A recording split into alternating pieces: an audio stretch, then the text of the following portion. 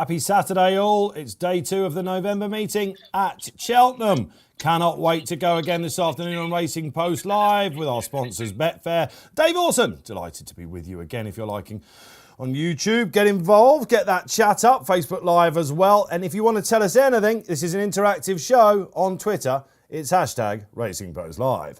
Now, who's on the panel for you? 6 races coming your way, all the raucous reaction, the best analysis in the business. And if you want to know where your money went, this is the place to be. Natalie Green comes back on. The fun machine that is Natalie Green. You're going to go to Keels first. And thank you for now linking in. We also have Paul Keeley with us as well. The sizzler himself is with us. Let's go to Nat first. Welcome back. Thank you. Good to be back. Everyone's favourite, I should say, really. You're massively popular on these shows, Nat. We're starting off on a good foot We here. delete the negative comments. We just put them in the negative bin and we just keep the good ones. Save them for Keels. we just save those in a separate folder. No, it's great, isn't it? And normally this is the meeting I'd love to be at. I'd rather be working with you guys. We'd love to have you here. You're back tomorrow as well, so it's a double header. I am with Matty back. Goodness me. What can go wrong tomorrow? We've got to get through Keels first. Keels joins us as well. Keels, lovely to have you back. You're doing some pressing the buttons for Betfair today. Barry will be delighted. I made a right Horlicks of it the last time I did it, so I should do my best as well as try and have a few little sneaky punts myself. We're going to have some fun. This is a great meeting. Yeah, looking forward. It's a fantastic meeting. I love it. I mean, we all talk about, we have a million different unofficial starts to the jump season, but the Paddy Power Gold Cup is the big handicap of the season. The big first really, really big one. Yeah. Fantastic race. Looking forward to it. It's our second race, 2:15. So we're coming with the 140. A novice chase. Wow, talking about novice chases. Just when you think it couldn't get any more exciting, Barry. Are we going to ramp it up? Let's go to Dublin. He's here, the big hitter. Back all 3 days, Barry. Nearly half time. Yeah, it's been fantastic yesterday. Obviously, what we thought was going to be the most boring race of the day turned into the biggest talking point, and for many more days to come as well. I dare say there's going to be chat about that race. So, yeah, you can never know in this game, Dave. Sure you can't, but I just hope Mr. Keeley doesn't get his tank mixed up with ours and have a couple of £100 on a winner, and it'll end up going to the charity and not into his kick. So you be careful there with those fat fingers, I'm more Mr. worried about backing all your losers, Dave. That's the worry. Barry does have his favourites with the trading kills, so you've got this is your challenge. No, tonight. listen. Every time I come on here, Barry comes out with something really good at some point, doesn't he? Yeah. So, yeah, he does, and big prices as well. Well, we were going to do the distance yesterday with my Drogo, Barry. Well, again, you're right, Barry. It's going to rage on that, isn't it? Lots has been said. Some professionals coming out and saying things as well. 24 hours later, you can see the market for the first, then the 140. You're highlighting the functionality of the exchange, but we've got some sportsbook action as well. This third time lucky, very topically named horse, this going to be part of any multiple for us this afternoon? No, it's not going to be. I'm just going to start off with a cheeky double, please, Paul, and it's going to be 2 horses. One first is in the big race, the Paddy Power, Galahad Quest, at 2:15. So if you select him, and the second horse I'm going to do in the double is going to be in the 305 in Linkfield. It's going to be Harry's. Lingers. Yeah, in the Paddy Power. I'm already making a mess of this. Right, there we go. Lingers. Right, 305. Lingers, yeah, in the 305, Harry's Bar. Aidan McGuinness's horse. Harry's Bar. Yeah, if you scroll down, you see Harry's Bar. Okay, yeah, I can't get across it because the betting slip's in the way. It's good, Kill, because honestly, novices out there, you're doing them a great service out there. They're learning with the way with they you. set this up. It has to be in a certain position, and I can't actually. I don't know why I'm laughing. The betting slip is in the way. How do I get around that? So if you click on betting slip. That's it. This is award-winning stuff here, Kills. Yeah, no, this is ridiculous. I can't. A reminder that we are actually doing Lingfield as well for you out there, guys. This will not. I'm clicking at the top. Where right. it says bet slip, Paul, does it say bet slip? If you click on that. Yeah. Yeah, I'm on the bet slip. No, in the right-hand corner. He's got that. I'm a genius. I have to say, I wouldn't have known that, so I'm not just bringing it back for the narrative. I told you I was going to cock it up, didn't I? Right. No, you're just warming up. Who's in the bet slip? Right, we're just about to get it before they're off. We're going to do a 20 quid each way double, just the 2 of them. So it's Galahad Quest and the Paddy Power. It's and the 305 in Linkfield, Harry's Bar. 20 quid each way double, don't forget. Each way double. 20 quid each way. For every 20 quid multiple bet you do on the Betfair Sportsbook, you get a £5 free bet. On. Happy days. In this race, though, Paul, then, if you go back to the exchange, what we're going to do here in the without market, I'm going to take without the favourite. Now, obviously, the favourite's very short, 1.45. Yeah. He'll probably take a lot of beating in the race, but I'm going to back. There's a 3-runner race in the without market, and I'm going to back the horse, Captain Tomcat, that won in Wincanton last week and beat Mick Pastor. Mick Pastor traded at 6s on in running. Now, obviously, the trip, he just didn't get home, Mick Pastor. But again, he's a horse I think will be out in grass only for the bit of better ground. And this race at 7 days after his last race for both of them, Captain Tomcat and him. But I think Captain Tomcat will go off and set decent fractions here. I know it's 2 miles and he's done. You'd have to go back to his novice hurl wins in Uttoxeter since he's won over 2 miles. But I think the step back and trip is not going to inconvenience him. And I think he'll finish in front of Mick Pastor. So I'm going to back him in the without market, please. Paul, he's 262 around there. We're going to have 50 quid win. Mick, Captain Tomcat. 262, doing it. I can work the exchange. Funny that, isn't it? There we go. Right, well, you're partly matched at the moment. We'll keep an eye on it.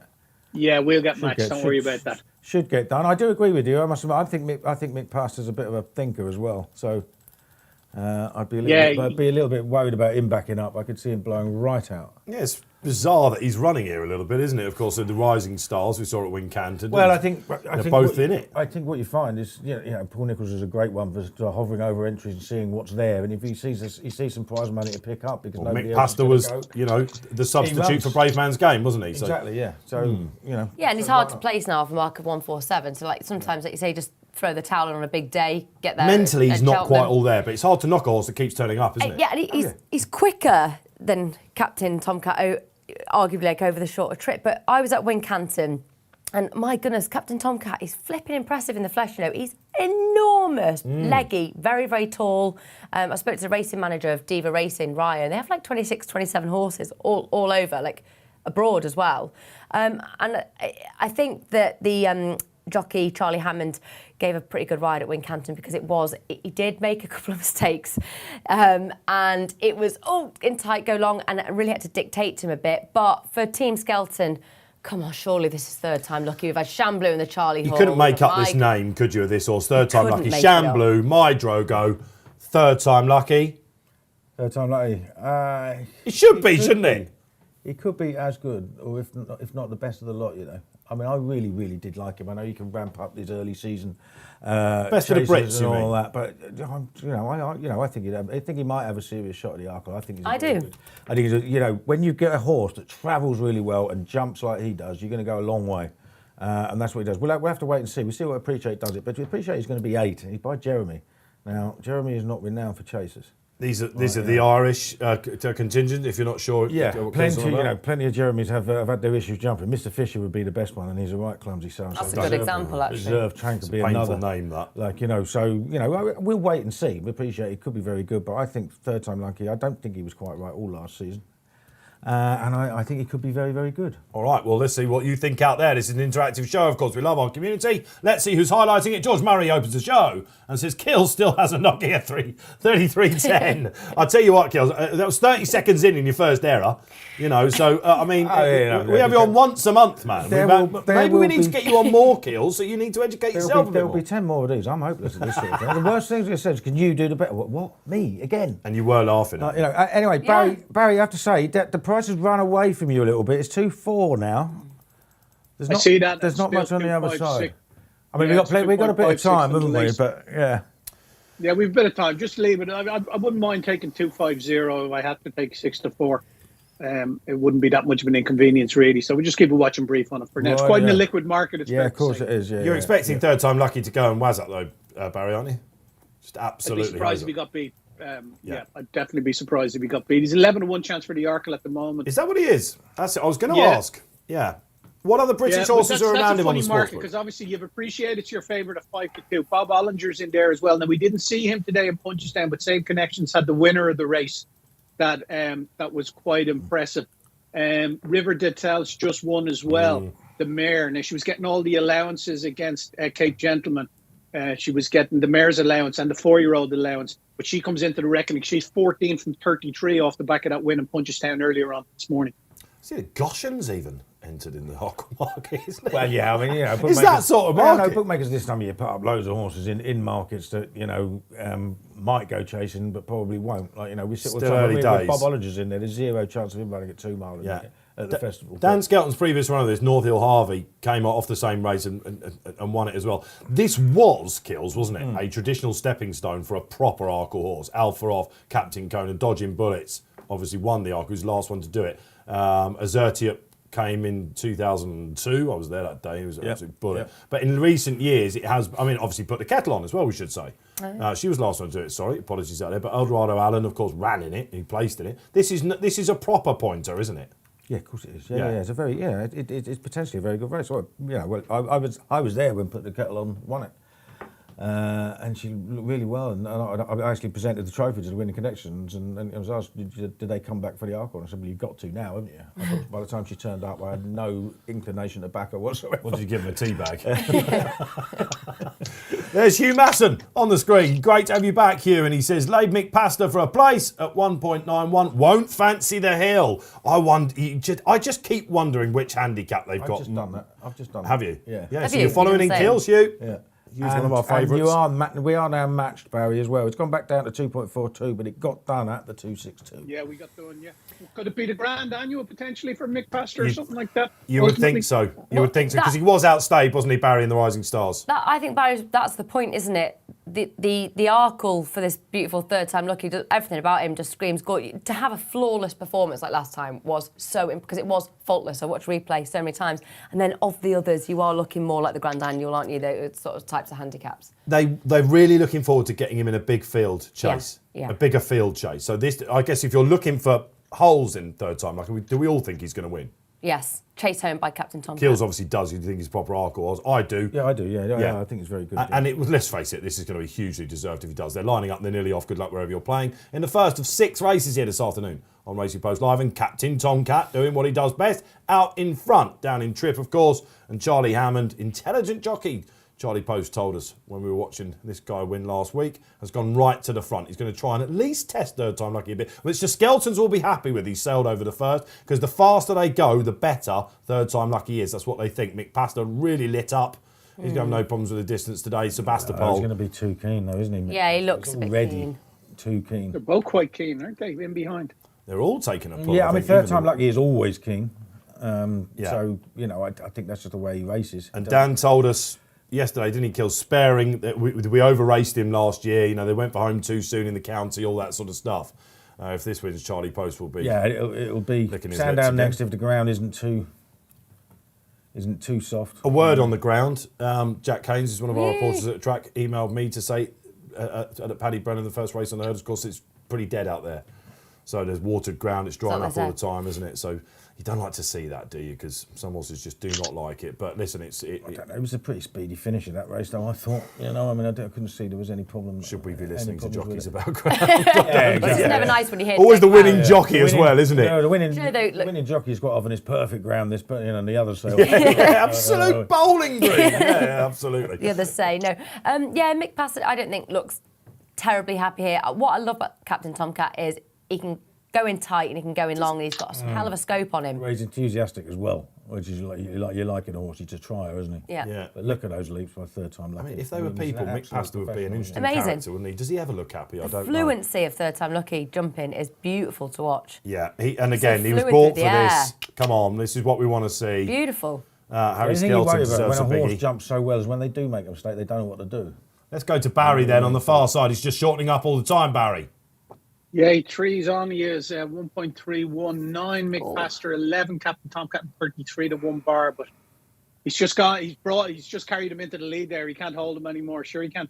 Okay, so who's got fingers out on the buzzers out there for the Arkle? Because it's going to shorten right up, isn't it? And again, this is what he did last time, Harry. Just let him go, didn't he? Yeah, no, he'll get a load of... If he falls now, he'll get a load of... Don't It's go not. there. It's not going to. Oh, he went too soon Did again. you say it? Do not be jinxing it, Keels. Yeah, Poor listen, we want to hear Harry. about that as well out there. Loads of reaction to the My Drogo. Go on up, you go and attack it. He's look at absolutely soared that. And Captain Tomcat, again, the scope of these horses, they're proper athletes. Do you know who that reminded me of, that jump? It reminded me of Sprint and Sacra. That was absolute standoff bullet jump, that, wasn't it? So we've got third time lucky. The Fav has gone to the front. You can see, look, this is what you get here on this show. This is the live market. We'll be seeing that photograph in front. on social media, it's won't pretty we? much just the fence is in the way now, isn't it? So this is the one Mick that scares Paster's you, isn't it? trying to get the better of Captain Tomcat, but we know Captain Tomcat will stay. Sebastopol just hasn't really been on a going day. Sebastopol's been ridden to pick up the pieces here. So we're in the without market. This is the tricky he's fence. keen. He's gone out nicely. Absolutely blue. And Captain Tom, he's had a look between his legs. This is a proper animal, this. He loves a good surface, doesn't he?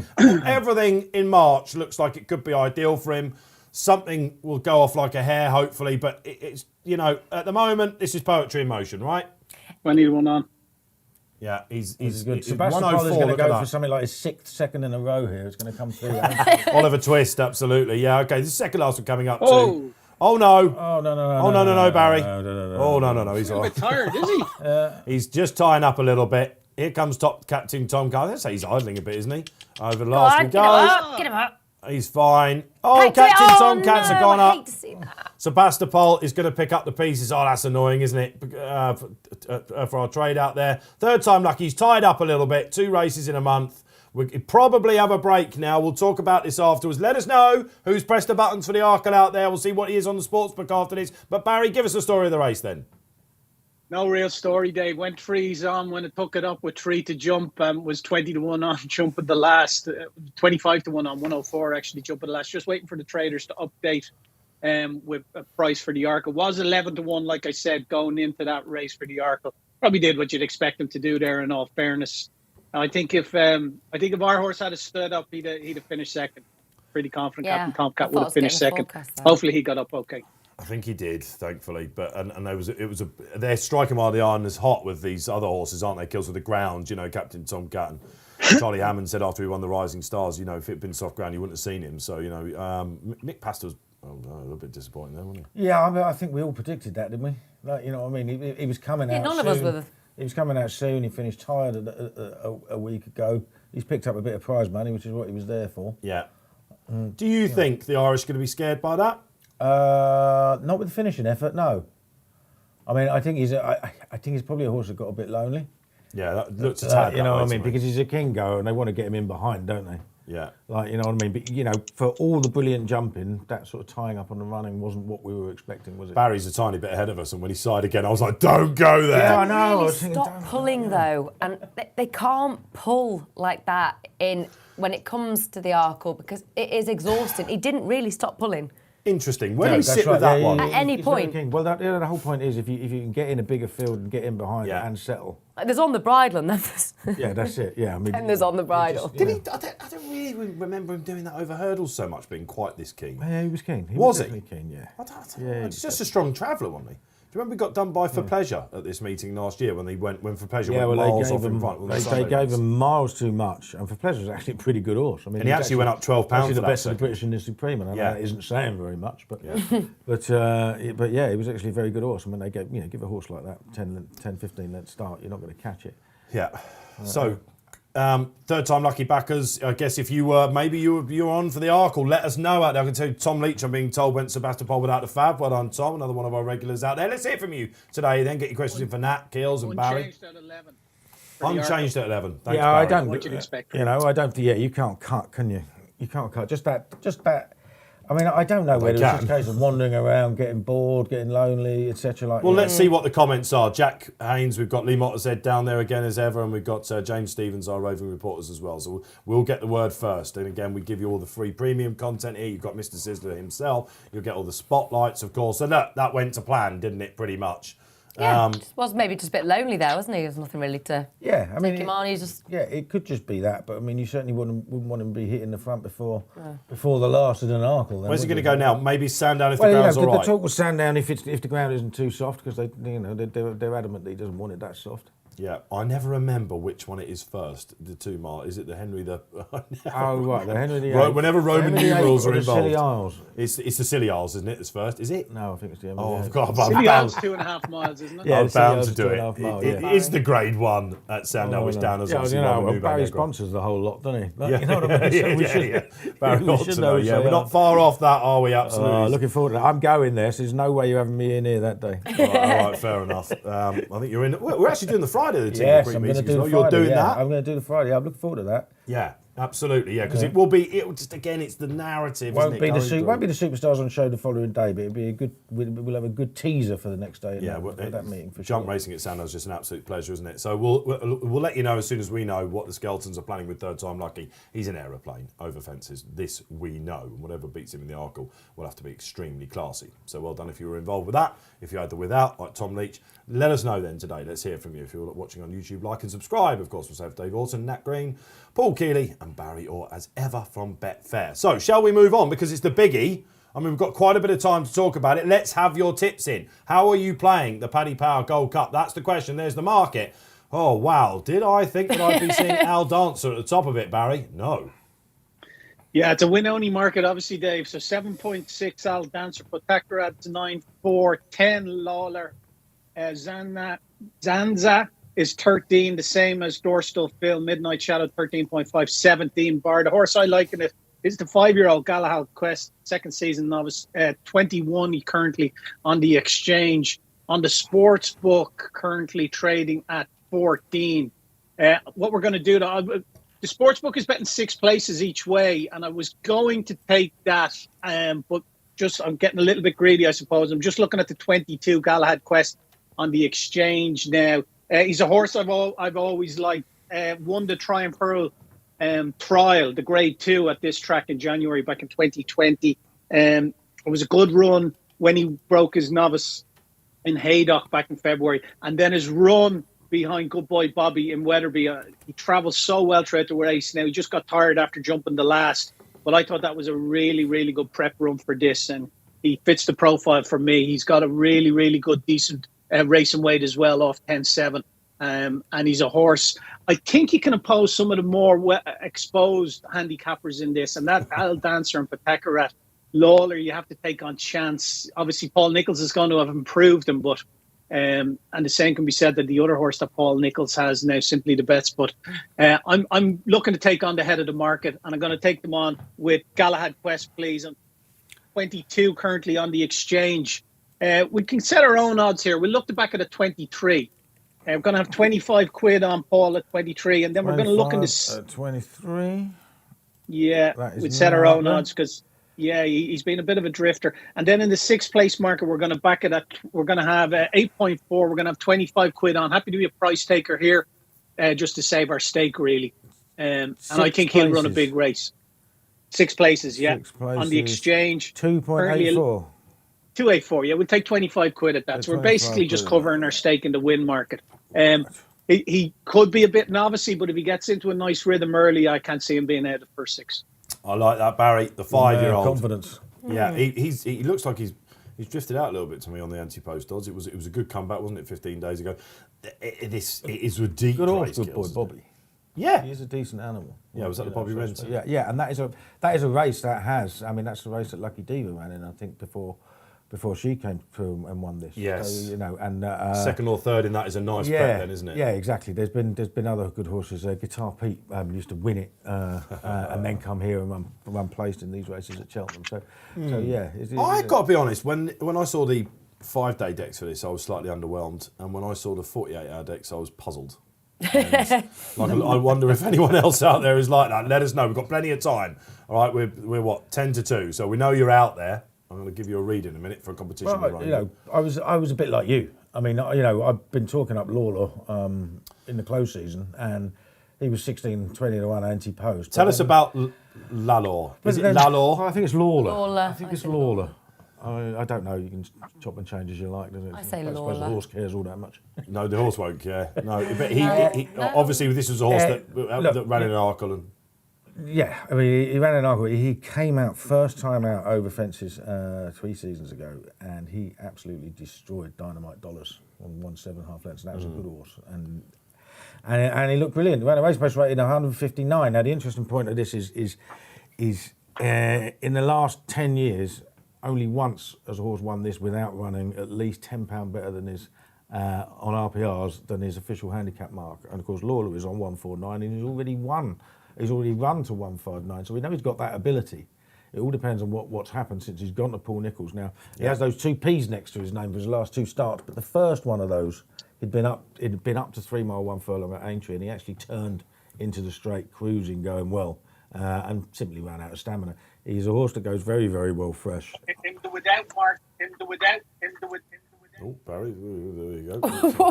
Sounded like he was rapping then. Yeah, it did. It did, didn't it? Yeah, that's all right. Yeah. So anyway, he got that ability if Paul Nicholson can get him back. He's had the wind up, and if he can improve him, he's got a massive chance. Now I couldn't tip him at 5-1. Without going too much into it as well, you were given a bit of confidence as well. I won't just had a discussion about it with Paul. You've just did a lid. He said he thought he's got a really good chance. Dan Skelton, who we spoke to yesterday, said Dan Paul Skelton waves the came magic on. wand was great saying. Yeah, exactly. Well, Dan Skelton came on and gave a massive up for Protectorate as well, didn't he? He certainly won't want for fitness. He's the Grade 1 horse in the handicap. Yeah, if there's one horse that can make it to next year's Ryanair in this, him and Simply the Bet, but probably the top 2 weights that look like it, unsurprisingly. But I mean, Lawler, I'm tempted now, 10.5 on the exchange. I think that's perfectly reasonable. But I stick by, having gone right through the race on Monday, I stick by the fact that I think Zanza is a very well handicapped horse who wants 2.5 I'm starting miles. to get annoyed with that name. It's all I've heard for the last 24 hours. Plodders is now on it. Old Graham Rodway, isn't he? Yeah, I mean, the profile is just so there. Like last year, he was going really, really well when he came down 3 out. It's a similar fall to my Drogo, really. Just feet just gave way after 3 out.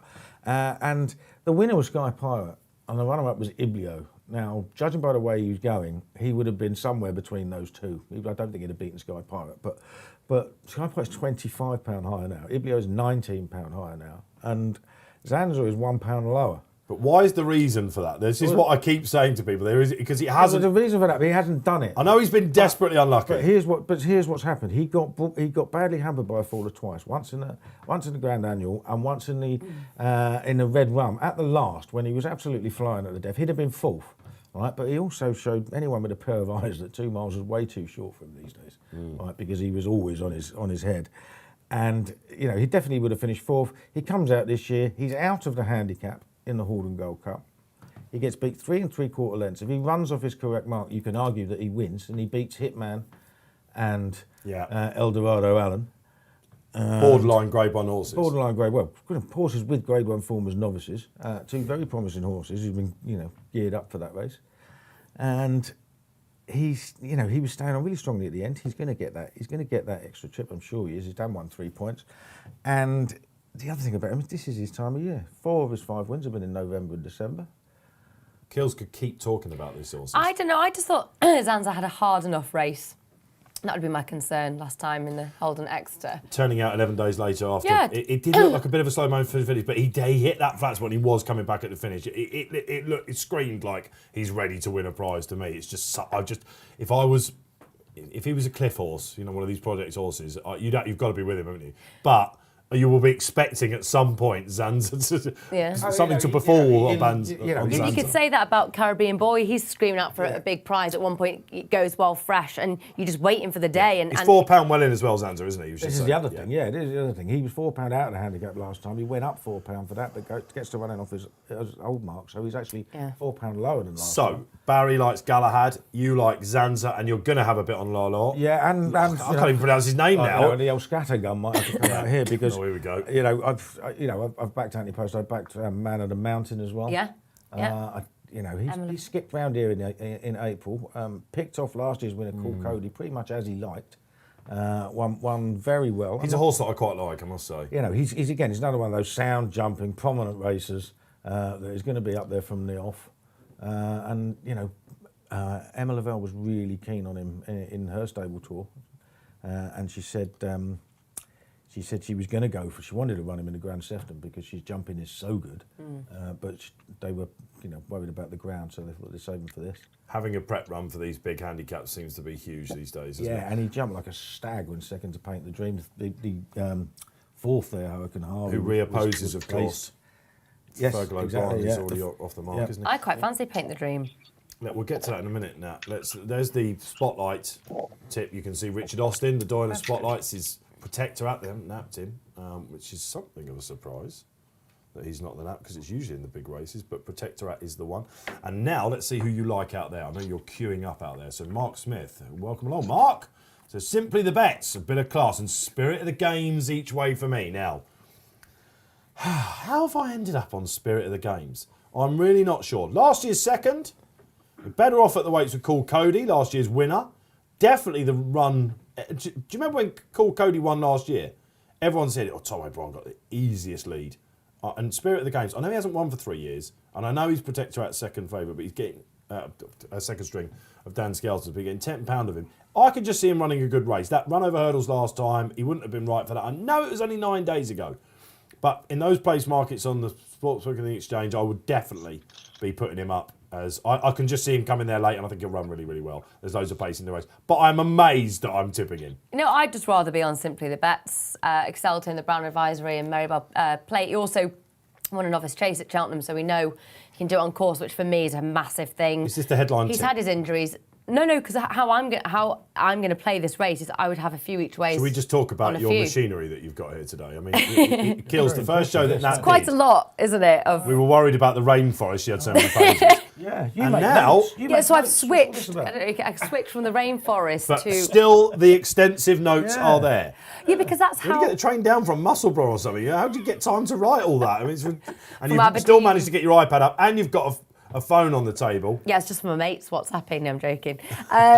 No, I would play a few each way. That's how... It's that sort of race. Yeah, but I enjoy that. I really enjoy that. So Simply the Bets, Caribbean Boy, I loved him, and then I've loathed him, and then I've loved him, but I know he's reportedly done a smart piece of work at Seven Barrows. They're pleased with that performance. I do think he has a big win in him. Whether it's today, I don't know. Paint the Dream, Fergal's flying. I see Fergal a lot at racecourses, Utoxeter, Wincanton, I saw him, his horses. And look... It's just a fantastic operation now, isn't it? Fabulous. Very prolific. Yeah, just getting better Fabulous. and better and better. And Paint the Dream, look, he's been really impressive. 2 wins in the last 3 starts. There's Hosted another by one for Simply Chepstow. the Bets. Look, Inzaghi comes on and says, Simply the Bets, 8th. Was it 6th in this last year? It was 6th, wasn't it? Yeah, okay. The eyes are working. Well, he Of course, that flopped. was He his last flopped run, in wasn't this it? last year. Bryony in great form. Hard to disagree, Inzaghi. 2 wins on good ground, course specialist. When he won at the festival, he was just on fire, wasn't he? Yeah, but I think one of the keys to this and why probably a lot of people fancy Simply the Bets that each way is because if Bryony and Simply the Bets can just be left to freewheel up front, I am saying each way here, so I'm not saying it's just going to stay there and win, but I can't, I can really see Simply the Bets being there and thereabouts, absolutely for a place. I do. So, and I think Bryony You on think the board. cream will rise? Well, there's plenty of pace here, though, isn't there? Like, A lot of pace. Paint So, the Dream, all right, that man and the Inzaghi, good luck Mountain with are going to that. be up there, aren't Yeah, they? I'll Paint the Dream. Yeah. Who else we got coming along? Tom Barras joins the party again and says, Nietzsche. Oh, I said that right, Kills. Nietzsche. Nietzsche. He's a philosopher, isn't he? For Brian. Nietzsche. Brian Ellison, really glad you're coming on with this, Tom. Had this race mapped out for him. Absolutely. Did you see the Race Day Live thread that we've got on the news desk, Kills, this week at the Racing Post? On Wednesday, did you? You probably got it. I don't know whether you were alert to it or not. Basically, Chris Cook, for the front runner, Chris Cook, noted that there had been an overnight gamble on Nietzsche. And all of us at the Post that were up first thing in the morning, David Carr in particular, were alive to this and were saying, he was on my shortlist, Tom, basically, and we were hoping, being really greedy, and it's going to sound awful, but Northern Horse in Paddy Power, we were expecting more like 33s, 40s, maybe even 50s on the day. What price is he now? Well, he's 34. He's gone back out then. All right. He's 34 on the exchange. I mean, he's got previous, hasn't he? I mean, he's won a Greatwood winner. Greatwood, hasn't he? Yeah. You know what I mean? So And this is a typical Ellison prep, isn't it? It is. Yeah. I mean, look, this is one of these races. If you said to me, right, I want you to sit down and I want you to write a 500-word case for every single one of these horses, I could do it quite easily. Yeah. Like, you know what I mean? That's exactly how big handicap chases should be. Yeah. Like, you know what I mean?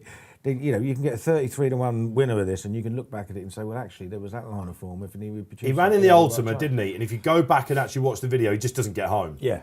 He's a great winner. He's a really likeable horse. Dan Gilbert, his owner, is a professional punter, and David Carr got a word with him, and he said he doesn't, mince his words. He tells me, he goes, not my money. He's not bred to be an 8-year-old. He told David Carr. He was bred to be a 2-year-old. But he says, we've got him right for this race, and Brian likes. Well, they like this meeting, don't they? They do. Cormier tomorrow in the Greatwood, Cormier of course. tomorrow, hopefully, So Dan was very forthcoming about that. But if you're on it, Tom, He should be there, I think, 2 out. Manny Draycott comes back and says, "Hey Dave, any love for Man of the Mountain? Back him each way." Kills, yeah, you put the case up and that as well. I mean, I think his 6th place is very generous. My worry about him, 16-1. to give a bit of a neg, is he more of a spring, summer type? First, you know what I mean, early season or late season? Well, this is early season, isn't it? Isn't it? I know, but do they on win good Paddy ground. Powers? It's Is what I ground. mean. Yeah. Do they win It's- Paddy Powers? Well, he's not going to win Paddy Power. He's not going to win a normal Paddy Power that just run on soft ground. But This to- isn't but run this on is soft totally ground. Well, even on good ground, John Spirit won it the last time it was on good ground, and Baron Alco, of course. These were slightly better class horses. dare I Well, were say. they? Well, I mean, he hasn't been given the chance to show that he isn't better class yet. Has Well, he? John Spirit was a right good horse. He looked, Man of the Mountain looked very good in that. I know he's only 8. spring race. I'm a big fan of Emma Lavelles, like most people out there. She's just great, Emma, isn't she? And Tom Bellamy is a really good And again, association. it's one of those, his, Great socials, by his the way, jumping guys. is very much an asset in this. In a race like that, he jumped And we know he's a really course well. winner, yeah. Yeah, and he's Yeah, a course yeah. winner. Yeah, it might have been the other course, but I mean, same thing. I thought a bit about Midnight Shadow, though. I thought it was okay, actually, at Aintree in October against All Mankind and Itchy Feet. I mean, Itchy Feet has not always had the jumping to be the most fluent. Yeah, I clumsy just thought, feet, they should have called him. yeah, I know, I totally agree. I thought he'd sort of come on from that. And overall, Midnight Shadow is a good jumper, but he does travel strongly. So if you're talking about the pace, like Keels alluded to earlier, it's going to be really fascinating how this race turns out, because He's a we've got- Kill winner, isn't he? Midnight Yeah, Shadow. he is, He's he a is. really good prep. Yeah, he is. He's He a- was also second in the December Gold Cup as well. Obviously by a mile to Chatham Street lad who was. I'm amazed he's only 8. He seems to have been around forever, know. hasn't he? Well, we have a lot of these. We were talking about that earlier. When you think So Royal's only 9, Frodon's only 9, it's ludicrous, isn't it? It is they've been around ludicrous. forever. God, Kevin So Morley, Royal was the good. excellent Kevin Morley that does the trends column. This is his nap. This is his strongest on his trends of the 3 days. Which Midnight Shadow. Yeah. No, there's a lot that the type of horse for this type of race. Strong traveller, good jumper, good prep run. You can see why there's a lot. But you can talk about every single one of these, to be quite honest with you. Well, we could I go mean, down them. Protector as well. Ryanair, Gold Cup potentially. Before that, the Ladbrokes Trophy at Newbury. This is exciting stuff, isn't it? We're gonna. Well, I hope. Yeah, what we're going to see out of this, it's going to be pretty exciting. Can I give you a line from Dan Skelton? James Stevens at the track has just given me a chat box. It's good and important. I'm just reading. I haven't read this. I'm just going, let's hope this is all right, James. At the end of the day, we're professionals. Sometimes things are going to go for you. They're going to go against you. So he's being philosophical again. Dan is. Some people I read over the night on social saying he's leading the way with his reaction and stuff. A few things have gone against us recently, says Dan. All Mankind won, and good things have happened. Water doesn't always run into your ditch. There's no point in getting angry. It's just how it goes.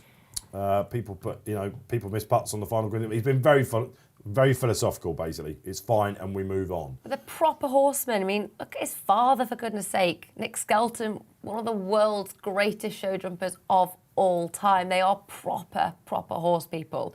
And he's right. I mean, it does go well, and it does go badly as well, and that's just the way it is. But I think the thing with the Skeltons is we're going to be seeing them on the massive days and the big races. They've got these amazing special novices, so when it goes wrong, it's dead easy to go. Well, of course it is. Yeah, it's dead easy to blame someone as well. But everyone looks for a narrative now to find out, why this happens, why that happens. Should we get this out the way? Things just Because happen. we haven't heard from you guys about this. We'll bring Bo back in as well, who's waiting in the wings, I'm sure. 24 hours later, lots been said. I mean, obviously we didn't hear we were in the studio, but seemingly Ruby Walsh was a bit controversial. Well, he just sort of said he just would have sort of streamlined gin and lime and would have stuck to the inner and wouldn't have gone out and then sort of tried to get in racing. But I don't think Ruby was being. I think he was just trying to analyse. And I think, do you not? I think your gut reaction is not always. When you're anyway, so you're not telling me that Ruby Walsh didn't pull a horse out and make a challenge at the second last at Cheltenham. Some people were screaming pot and kettle, weren't they? Exactly. Yeah, I mean, the whole point is, right, had the horse not stumbled after landing, nobody would have said a word about the ride. No. You know what I mean? And it's just one of those things. Champloo was one of those things. And it is an unwritten rule amongst punters that If a horse falls or makes a bad mistake when it's in with a winning chance, it's the jockey's fault. Full stop. Any power.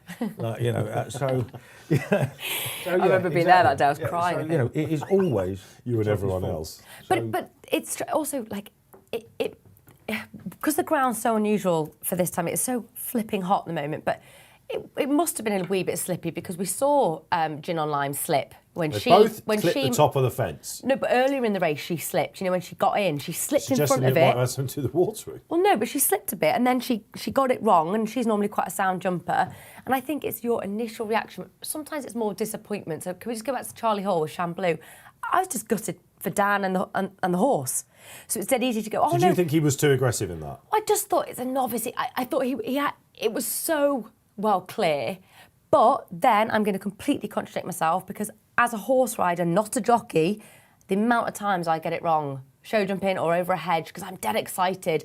You don't want to lose a horse's momentum. So if Harry had started faffing around and trying to get him back, he probably would have made a mistake anyway. This is the whole problem. There was two possibilities of doing when Yeah. when you're miles Either clear, go- ask for one Yeah. or pull, right? And both could go wrong. Both could go wrong. And whichever one happens and does go wrong is your fault. Yeah, it's 50-50. If you Fine fiddle margins. and you That's get it. them all in, And he the actually didn't, when it came to Chamberlain, he didn't ask him for anything. The horse just came up. Yeah. And Harry wasn't even expecting him to do so. He just came up really early. and if Harry that had was it. pulled him, he would have buried him in the fence. This So is what is something your choice? that is going to rage on. I must admit, Barry, I was a little bit surprised to hear so much criticism coming Oh yeah, Harry's poor way Barry's again. still here, isn't he? You know, I think you've got to attack two out when you're on a horse that's going out well. He's still there, the great man. Sorry, Barry. 24 hours later, Barry, same thoughts. Things just happen. We had, Bruce was on yesterday, wasn't he? He said the great Kevin Pauline just said sometimes things just happen.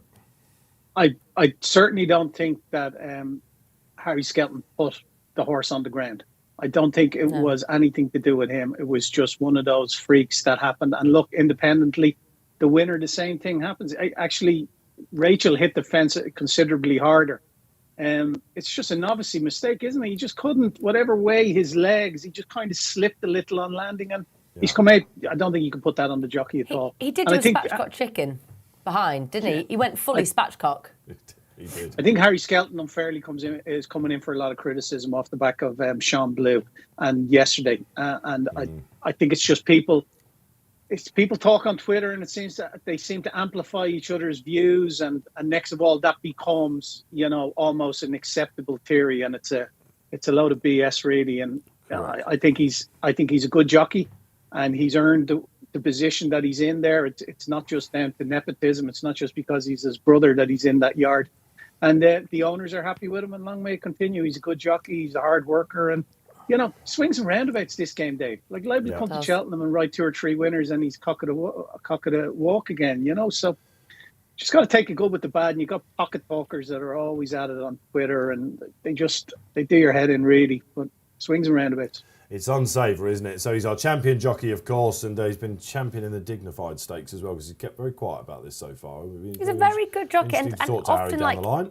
With the positivity that he's got, he can get the best out of a horse. It's just one of those. And He's amazing just- how he's these been things unlucky can on- turn, right? Third time lucky, brilliantly named third time lucky now. He's Yeah. on Protectorate. Yeah. This could all of a sudden just change, couldn't it? And He could- tomorrow- Of course it could, yeah. Good day Yeah, tomorrow. like Barry says. Absolutely. All right, let's talk about some of the other horses in the Paddy Power. Great to get the panel's reaction on that. It's going to keep going. What about Al Dancer then, who is just so popular, isn't he? And Dostal Phil, who I keep noticing. The other Hobbs. Is he still with Hobbs? I'm assuming he is. That's how much off the radar he's gone from I me. always think Dostal feels a little bit clumsy. Very consistent. I know he unseated when we last saw him, but he's a horse that tends to run his race. Isn't he? Yeah, I'd worry about him in a big field coming from the back round here, though, when they're going that fast. He's got to get every single thing right, isn't he? Enough said. Al Dancer is well handicapped. It's the fresh angle kills as well, and isn't it? always runs very well, very, very well fresh. New trainer, Sam Torres. You're a fan? I am definitely a fan. I love Before Midnight. I like Stolen Silver, who ran yesterday, and I think would have won easily if they'd actually gone with Editor de Geek rather than giving him the lead. And there was another horse that actually slipped a little bit after the last. and just lost his momentum a bit and came roaring back and nearly got there. So yeah, he's got a chance. Would I back him at 6-1? Not really. I mean, I backed him for the Supreme Novices Hurdle a few years ago, but he's been around a bit. He's a good horse. He won the Betfair hurdle at Ascot, didn't he? Hurdle at I had Ascot, to remind myself quickly on that. Yeah. He did, didn't he? Yeah, so look, he's a proper horse and he's learning to settle and all that sort of thing. It'll be very interesting to see what Sam Thomas can do with this chap. He gets these Di Walters horses, of course, and he tends to do rather well with them. What don't we like? We haven't mentioned ASO, have we? Again, a very classy We're veteran. mentioning the only Irish runner in the field, Dennis Hogan's Funky Daddy. Funky Daddy, yeah. Yeah, he's worth a mention. He ran well in the Munster National behind On the Ropes, who's one of the favourites for the Ladbroke this day week, is it? Are we a tad surprised, Barry, that there's only one in this from Ireland? Yeah, I am. Yeah, considering that they seem to be doing a lot of pot hunting in some of the other races at this meeting in particular. Yeah, I'm a bit surprised there is only the one runner, but he's not without a chance. He's only a 6-year-old. He's 5 pounds more than his Irish mark. He's rated 131 in Ireland. He's 136 here. Good young claimer on him, Shane Mulcahy, who claims 7. And he could run well if things fall in his way, or if things fall right for him. He's a horse that would be held up, though, and that could be a bit of concern. Currently trading at 46 on the exchange. Okay, all right. And Den Hogan, a very good placer of his horses. Last Irish winner of the Paddy Power Gold Cup. Might have even been the Thomas Pinkman this chap won. Can you remember it? Edward O'Grady. Come on. Yeah, Tranquil Sea. Tranquil Sea. Yeah. He was a Barry. right soul, wasn't he? Was it Andrew McNamara, I think, was on him that day. And I'm glad you gave him his proper name as well, Edward O'Grady, and not Eddie. No, yeah.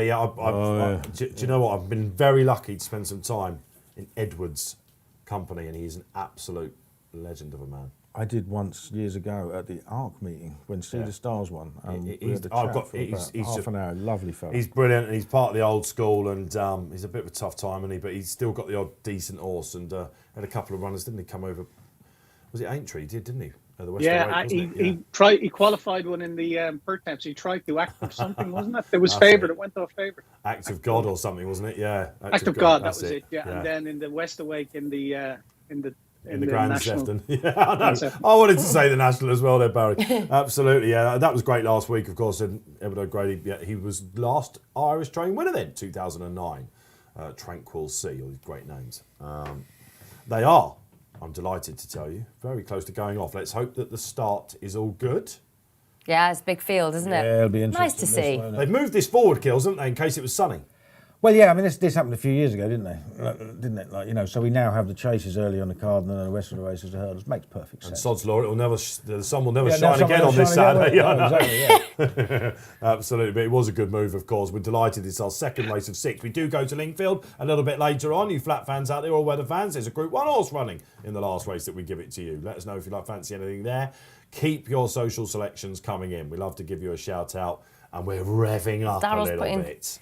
Who's going to go off in there, front isn't here? he? Definitely Spirit of the Games. Bridget Andrews, unsurprisingly, observing from rear. Look at his head going up. He's a right old character, isn't he? But I think he's going to run a bit. Fascinating.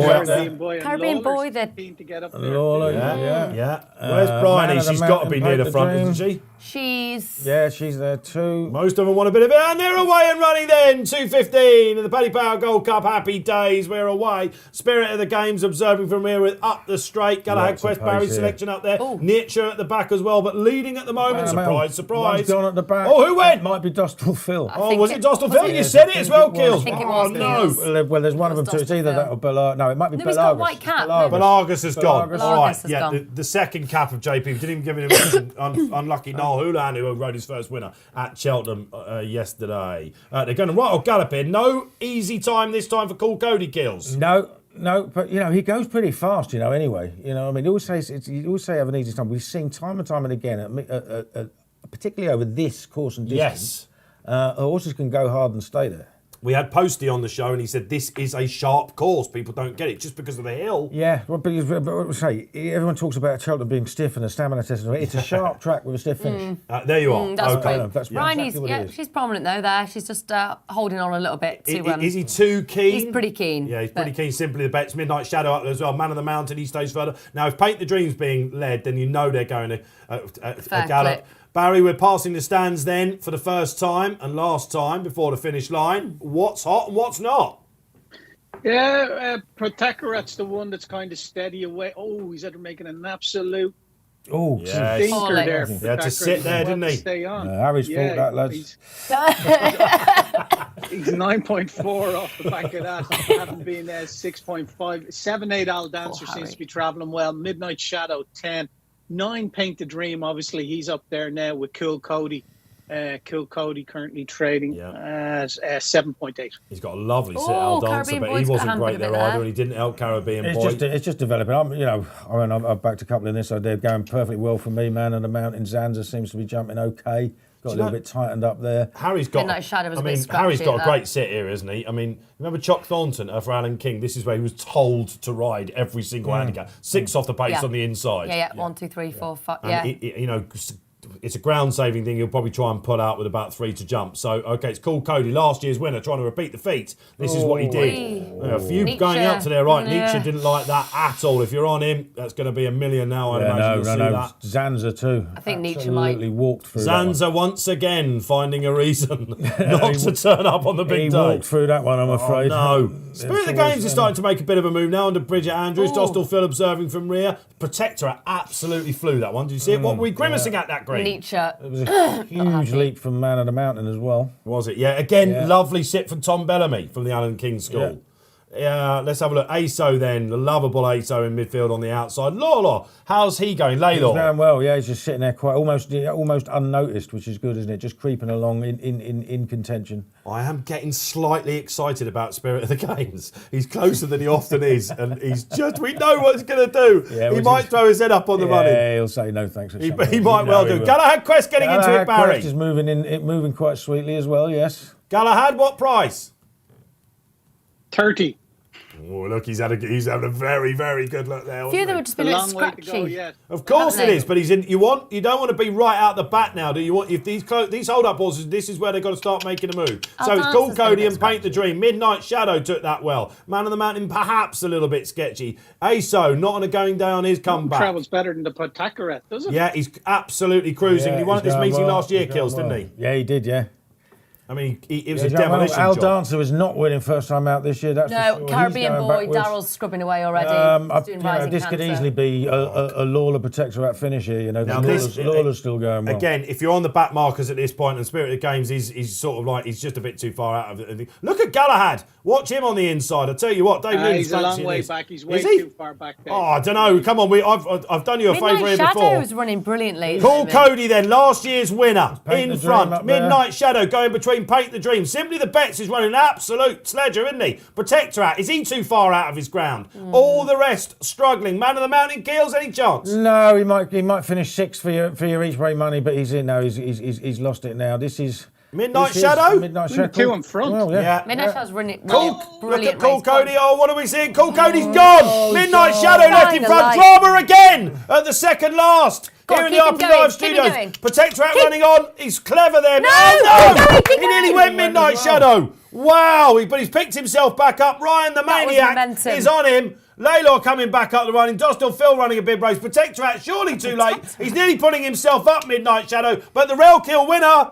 is going to take out, is he? This is going to be remarkably close. Woo! Dave Orton got excited there. Why? Because Protectorate flew, but all too late. Barry Orr, there must have been some scenes up the home straight on the exchange there. Yeah, for sure. Protectorate hit a low 1.35. Would you believe that? 3-1 on. Unbelievable scenes. Midnight Shadow.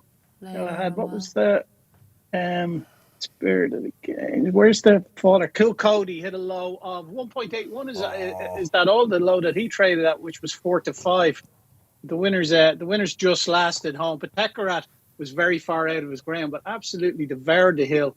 And several in behind. It's a bit of a blanket finish for fourth. This is fourth from fifth place. A lot I don't of know whether them- my horse is sixth. It's very close that for fifth and sixth, isn't it? Like, you know, Dorstall Phil ran well too. Are you watching that, Kills, are you? Well, if you watched it, right, you know, there's so many horses that made mistakes, got themselves way out of their ground. I've backed Zanza. So many mistakes. I backed Zanza. He's in that four-way photo for fifth or sixth. So he's or whatever flown it home is. Like, again. you know what I mean, he's flown home again over a trip he's never tried. But he made an absolute Horlicks of one and just completely lost his place. And you can't do that and win big races. But these horses, they turn up time and time again. Midnight Shadow, fair play to Kevin Morley. We said that was his nap of the weekend. Kev, happy days. Yeah, no, Midnight Shadow was brilliant, but making a mistake at the last, fair play to Protectorat because made a mistake earlier on, and to get he's through flown up. that, I mean, fair play. We'll take the Got his bones breath out of back. this. We'll pick the bones out of it, of course. Trying to think what our next race was is. awesome, actually. We've got plenty of time, actually, haven't we? I think to pick the bones out of it. Who was with the winner? Let us know first and foremost. Did you follow the excellent Kevin Morley in his trends column?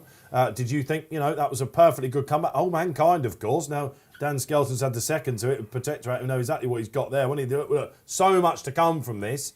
What do we do with Midnight Shadow now? Big win for the Smith Yard, of course, Grand National winning Ryan Mania. team. Big win for him. Absolutely. He retired, didn't he? And he's come back. Yeah, he did. I like Ryan. Did you come across him a bit, do you? Yeah, he's a The good maniac. He's a good lad. He is, but I wish we could just call Harvey now because he'd tell us what's going on, wouldn't he? He'd tell us what's exactly. right, I mean, what's the only wrong. thing is, Well, he this lost. is tell us. live television. We can't. He'd tell us what's going on. The only thing is, I'm not sure he's a horse that takes an awful lot of racing. He lost his form after that second last year. I think he only ran one more time, didn't he? So He's not like he's a funny. He just did that well, didn't he? But he's not like exuberant. He's not flashy, but he ground that out. What was He the ground drama? that Do you out think well. On his nose at the last. Yeah. Yeah. He Do you think he ground got it a bit out. lonely, Barry, in front after Cody sadly departed? He's made a mistake at the last that kind of checked his momentum for a while, but he's got him going again. The second, Jenny, is a little unlucky. Dorstal Phil has run an absolute sledger too in behind. He's come from a long way back. He's one for the Laura keep run note of. well. He did run quite well. You'd He be- looked like he even wanted a bit further, didn't he? yeah. You'd be quite pleased with He's that. run a cracker. I would be alright. if I was Paul. You'd be It never disappoints, this race, does it? Never, ever disappoints. So It's always- exciting. Me, I'm about to win it. What are you talking about? Yeah, But no. Well, I mentioned all of them, so I definitely got one. It's Note always, to self. it's always a cracking race to watch, isn't it? Like, Yeah. You know what I mean? But there were a lot of mistakes in there. From All of them. Al Dancer made a bad mistake. Is that the gallop putting them out of their... Yeah, well, it could be. It could be. I mean, him called Cody. I mean, he jumped brilliantly, and then just right at the death. Unfortunately, he was. Caribbean Boy made a big mistake. There wasn't, there wasn't a fluent sort of. I mean, Simply Bets actually did run well. Ran well finally. for a long way, didn't For he? a long He was very way. Would keen Cool early Cody on. have won, Paul? I don't know. I don't think so. I'm going to say no. Well, it's one of those, isn't it? If Cool Cody wins, if Midnight Shadow, if he stands up with the second, Midnight Shadow still makes the same. But you have to mistake think at the way he pulled himself up on the running, which we see so many times. Saw it yesterday on the show, didn't we? You have to think that these horses that have got something to race against. We know he stays. Yeah. Yeah, but it's it's amazing that how many times horses just go from the front. You think, well, they're going really fast here. They just stay there, don't they? Yeah. Midnight Legend, we know they love good ground, but he's good. So what does he do? Come back for the December Gold Cup? That's the which he's placed in before Kills. That's the next I move. think so, or you put him away if the ground gets absolutely bottomless and you Come back for the plate, or would you go higher? I mean, this is a horse that was fancied for a stayer's hurdle. 147. Yeah, and I'm So surprised. he's going up. Well, he probably goes up 8 for that. So you're borderline graded company, aren't you? But you're going to find it harder. Used to be Danny Cook's right. And like I didn't it, said, of he course? lost his form last year afterwards, so you just don't know what to do with him. I mean, he might well be a better horse now. He is only 8. Yeah, Dostal Phil will have the McManus camp purring about a potential trip to the festival in March. This is exactly what they love. Yeah, that was a really, really good run. Yeah, Like, he sort of just bided his time out can't the back. argue He with was that. like, He's let's. probably That did look like a bit of a fact-finding mission the way they rode him there. Yeah. Let's just see what he can do. All right, good stuff. Al Dancer was disappointing, wasn't he? Protectorate. Let's go to him. Is he the one to take out the race? Yeah, I think probably because Yeah. he did make that. He did make that horrible mistake, didn't he? That was. Would you run him in something like a Peterborough next? Might not be a bad shout. I can occasionally do. If he's over it. Yeah. It could be. Yeah. Sir Alex Ferguson is at the track today, does along he? with Jeb Yeah, Mason and I John saw I was Hales. going to say, he won really well at Carlisle first time out, didn't he? But he ran. He disappointed at, where was it, Wincanton? Does he want right-handed track really? Was it the Rising Stars which disappointed? I think it was the Rising It was, Stars, behind yeah. Mazir de Zobo, and then he Yes, had I no mean, race at Kelso. Maybe Didn't even go to the festival, He might did just he? be in and out. He might just be in and out. And then he beat the came Shunter. back. There's a horse that's been forgotten Yeah, about a then little bit. he came back at nature. He was brilliant. So he has a little bit of an in and out profile. You know what John will be saying at John Hales now, won't he? There's our Gold Cup horse. That's all he ever says. He just wants to win the King George. Maybe they'll go King George. It's the sort of thing that John it's what he always wants to do, isn't it? Now, Alpha Off won this race for him. One of the great owners of our times. The toy magnet. We interviewed him, Kills, didn't we? When Politolog, who runs tomorrow, of course, for the Great Yes. One is Tingle Creek, and Oh. he was in COVID times, and John was able to go with his son. Yeah, I'm just trying to work out whether he will he stay? John loves it. Whether they stay or not, was always the great Well, bugbear of Paul entry- Nicholls, wasn't it? Saying, John, they're not going to get home in an ambulance. You know what I mean? They've got no chance. But John wants the Gold Cup horses. That's why he buys Well, yeah, them. entries wise, Ladbrokes Trophy at Newbury, Rhino Chase / Gold Cup. Is he in that? I've Yeah. gone a bit quick. Yeah, the Dan won 2 mile 5 furlong. You know, same size as Jack. And he's Dan. finished there. He is in the He Ladbrokes, is. by the way. I know. I'm telling you, it's in my notes. you're- Ladbrokes Trophy, Newbury, These Rhino notes Chase are / occasionally Gold worth Cup. their weight in Gold gold. Cup. Yeah, Exclamation he's only a marks. 6-year-old, Barry. Because you absolutely bob on with John Hales. That's exactly where I want to go. Yeah. Well, okay, so with Nat's thinking maybe they go to Newbury then on the 27th. So they've got 2 weeks' time. Is there any movement in there in Sportsbook? No, he's still a 20-1 chance. That's interesting. You're just gonna, ooh. No, it's just like, I know you made a good point. Yeah, because John Hales, they'll. But Gold I Cup. wonder now if they look at something like a Peterborough, because that would be a winnable race for him, that wouldn't it? Oh, God, yeah. You know, Yeah, it was a good It'd form be race last would year. it not be a big ask to go to the Ladbroke from here? Yes. 2 weeks' 2 time. weeks 2 weeks later. today. Yeah, without a shadow of a Yeah. doubt, that would be. It's not really going to happen, is it? sunrise. I can't wait to see the Horses quotes used to coming. go to the horses used to go to that from running in the 3 mile 3.5 furlong chase here, didn't they? They go straight to the Ladbrokes Trophy afterwards. Yeah. didn't they?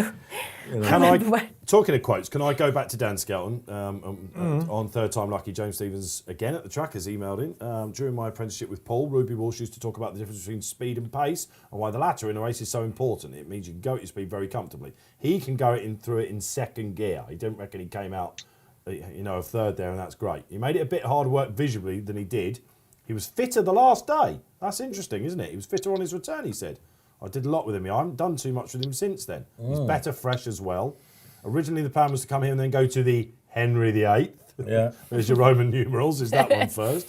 I'll talk to Mike Newbold, the owner. We could go to Kempton for the Wayward Lad. That would make a bit of sense, wouldn't it? Nice race for him. Or we could come back for the Doncaster, the Lightning Novice Chase, which that's a proper Arkle trial, isn't it? Mm-hmm. Yeah. Appreciate it. It's top of the Arkle market. We've got to see what he does, but I want to bring him back for the Arkle. And so it's all Yeah, good. it's all systems go for that. Like, that was was a little bit of a disappointing finish up the hill, but it's not all about now, is it? So. No.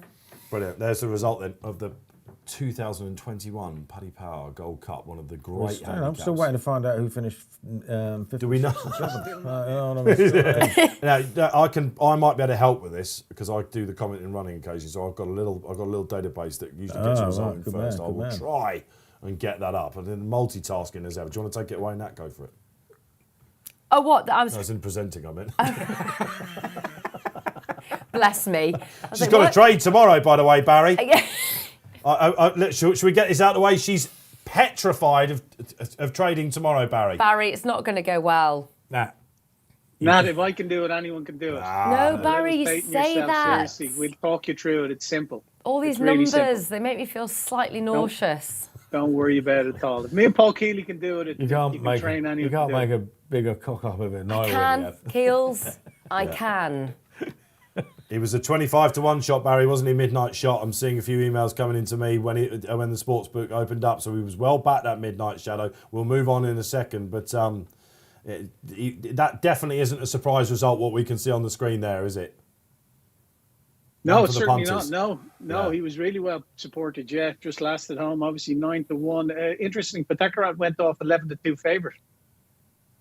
Did he now? Did he? Yeah, Lalo there as well. What do we think about the form of the race going forward? Is this?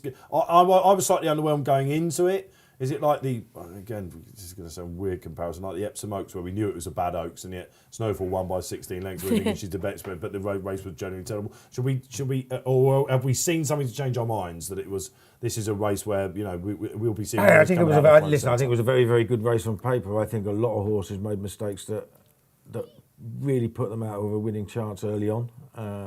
So I think you can see some horses that are disappointed bouncing back and doing a bit better. I've got the result. Go on. I've got the places. Go on. Go on. Fourth, wait for it, Barry. Fourth, Dostal Phil. Yeah. Fifth, Galahad Quest. Aye, Barry. Aye, lovely. Sixth, Dead Heat. Simply the Bets and Zanza. Simply bet some A Zan. dead heated Keels. for sixth place. That's We shouldn't brilliant. laugh, should we? Six. But look, he hit the six. Tailed off. Is that what you top of the needed? hill. No, I backed him anti-post. That's completely irrelevant to me. Dead eat for sixth then. There you go. So that bunch finish was there. So Callahan Quest will win races. Yeah. I think the ground might have been a bit lively for him today, and the better horses, just the speedier horses on that goodish ground. So once there's a bit of decent winter ground, like when he can get his toe in, I think he'll win. He'll win. I love He'll that. win a big handicap before the season's out. that's a barrier or tracker horse, then, as we call them at the Racing Post. So December Gold Cup on the new course, which is more testing, isn't it?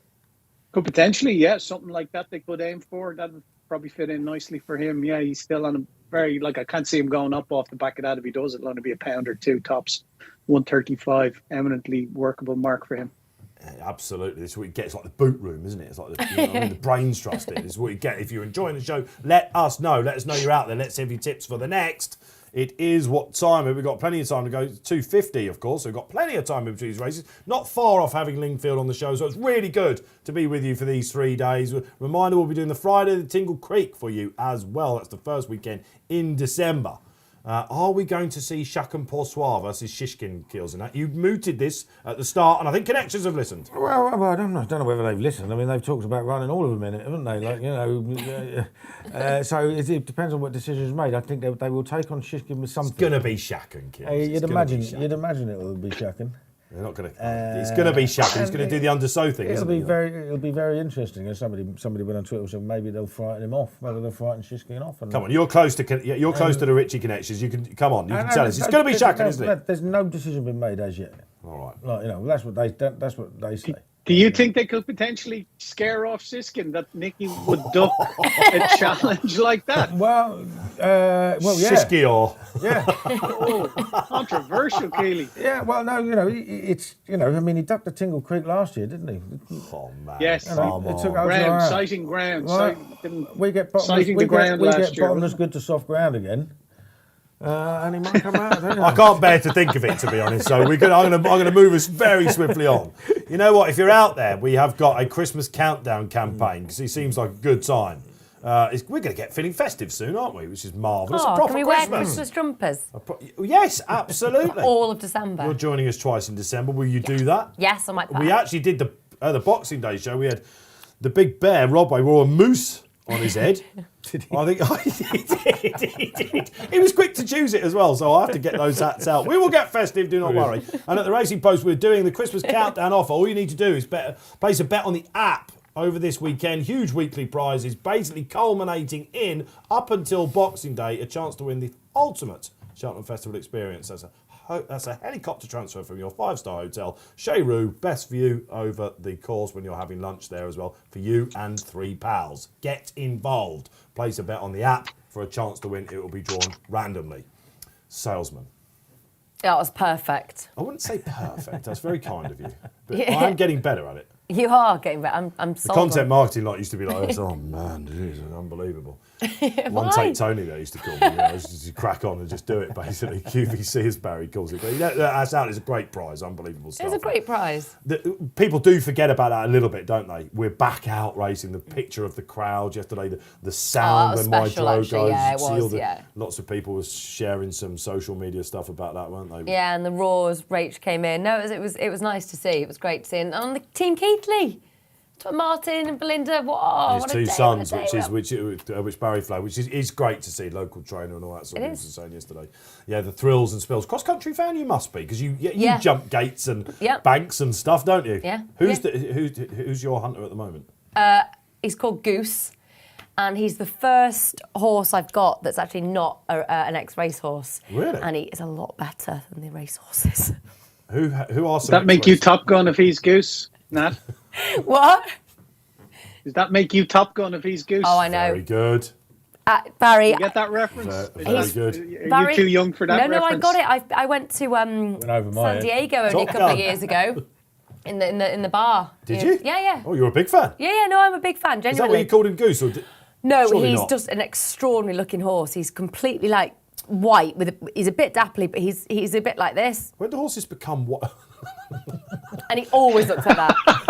I had to do a double take between you and Keels then. So he just looks like a goose.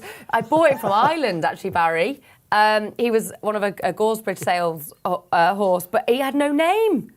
So you've called him Goose? Yeah, and he's... Oh, lucky recipient of a name. He can be a horror. He's What lively ex-race as hell. horses have you been hunting on? Vision de Levay, Reaping the Reward, was with Lucinda Russell. Oh, Reaping the Reward, yeah. Vision de Levay was Dave and Pauline Robson. Yes. A lot for the Kinseys, because he used to ride out point-to-pointers for them back in the day when we had to qualify.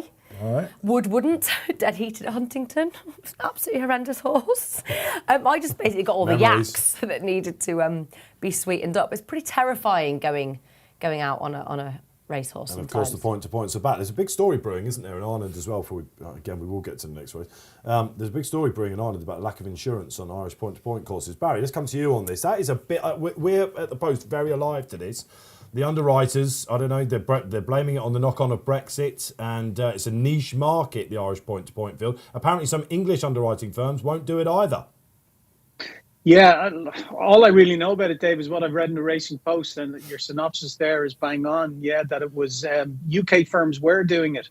We're doing the underwriting, but some of them with Brexit, their licensing has changed to some extent, and that they're not willing to offer the insurance into the Irish market anymore. So, yeah, it's something that probably IHRB or the IHRB would probably liaise with government on it and see if there's something can be done at a political level, because obviously you can't race without insurance, and it's a significant part of the national hunt industry. Obviously, you see at the sales last night, even in Cheltenham, point-to-pointers, what they're making and the contribution to the game through the point-to-point fields and the sales. So it's a big contributor, and they'll need to get that sorted ASAP. It's huge, isn't it? Like Ollie Murphy's dad's just been over, hasn't he, over to Ireland, look at points. It's massive. It's massive. It's very important.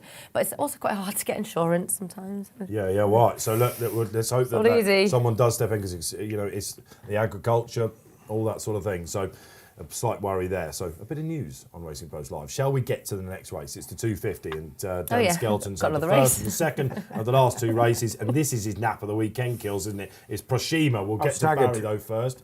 Let's have a little market update before Kills. He likes it, Barry. Do you?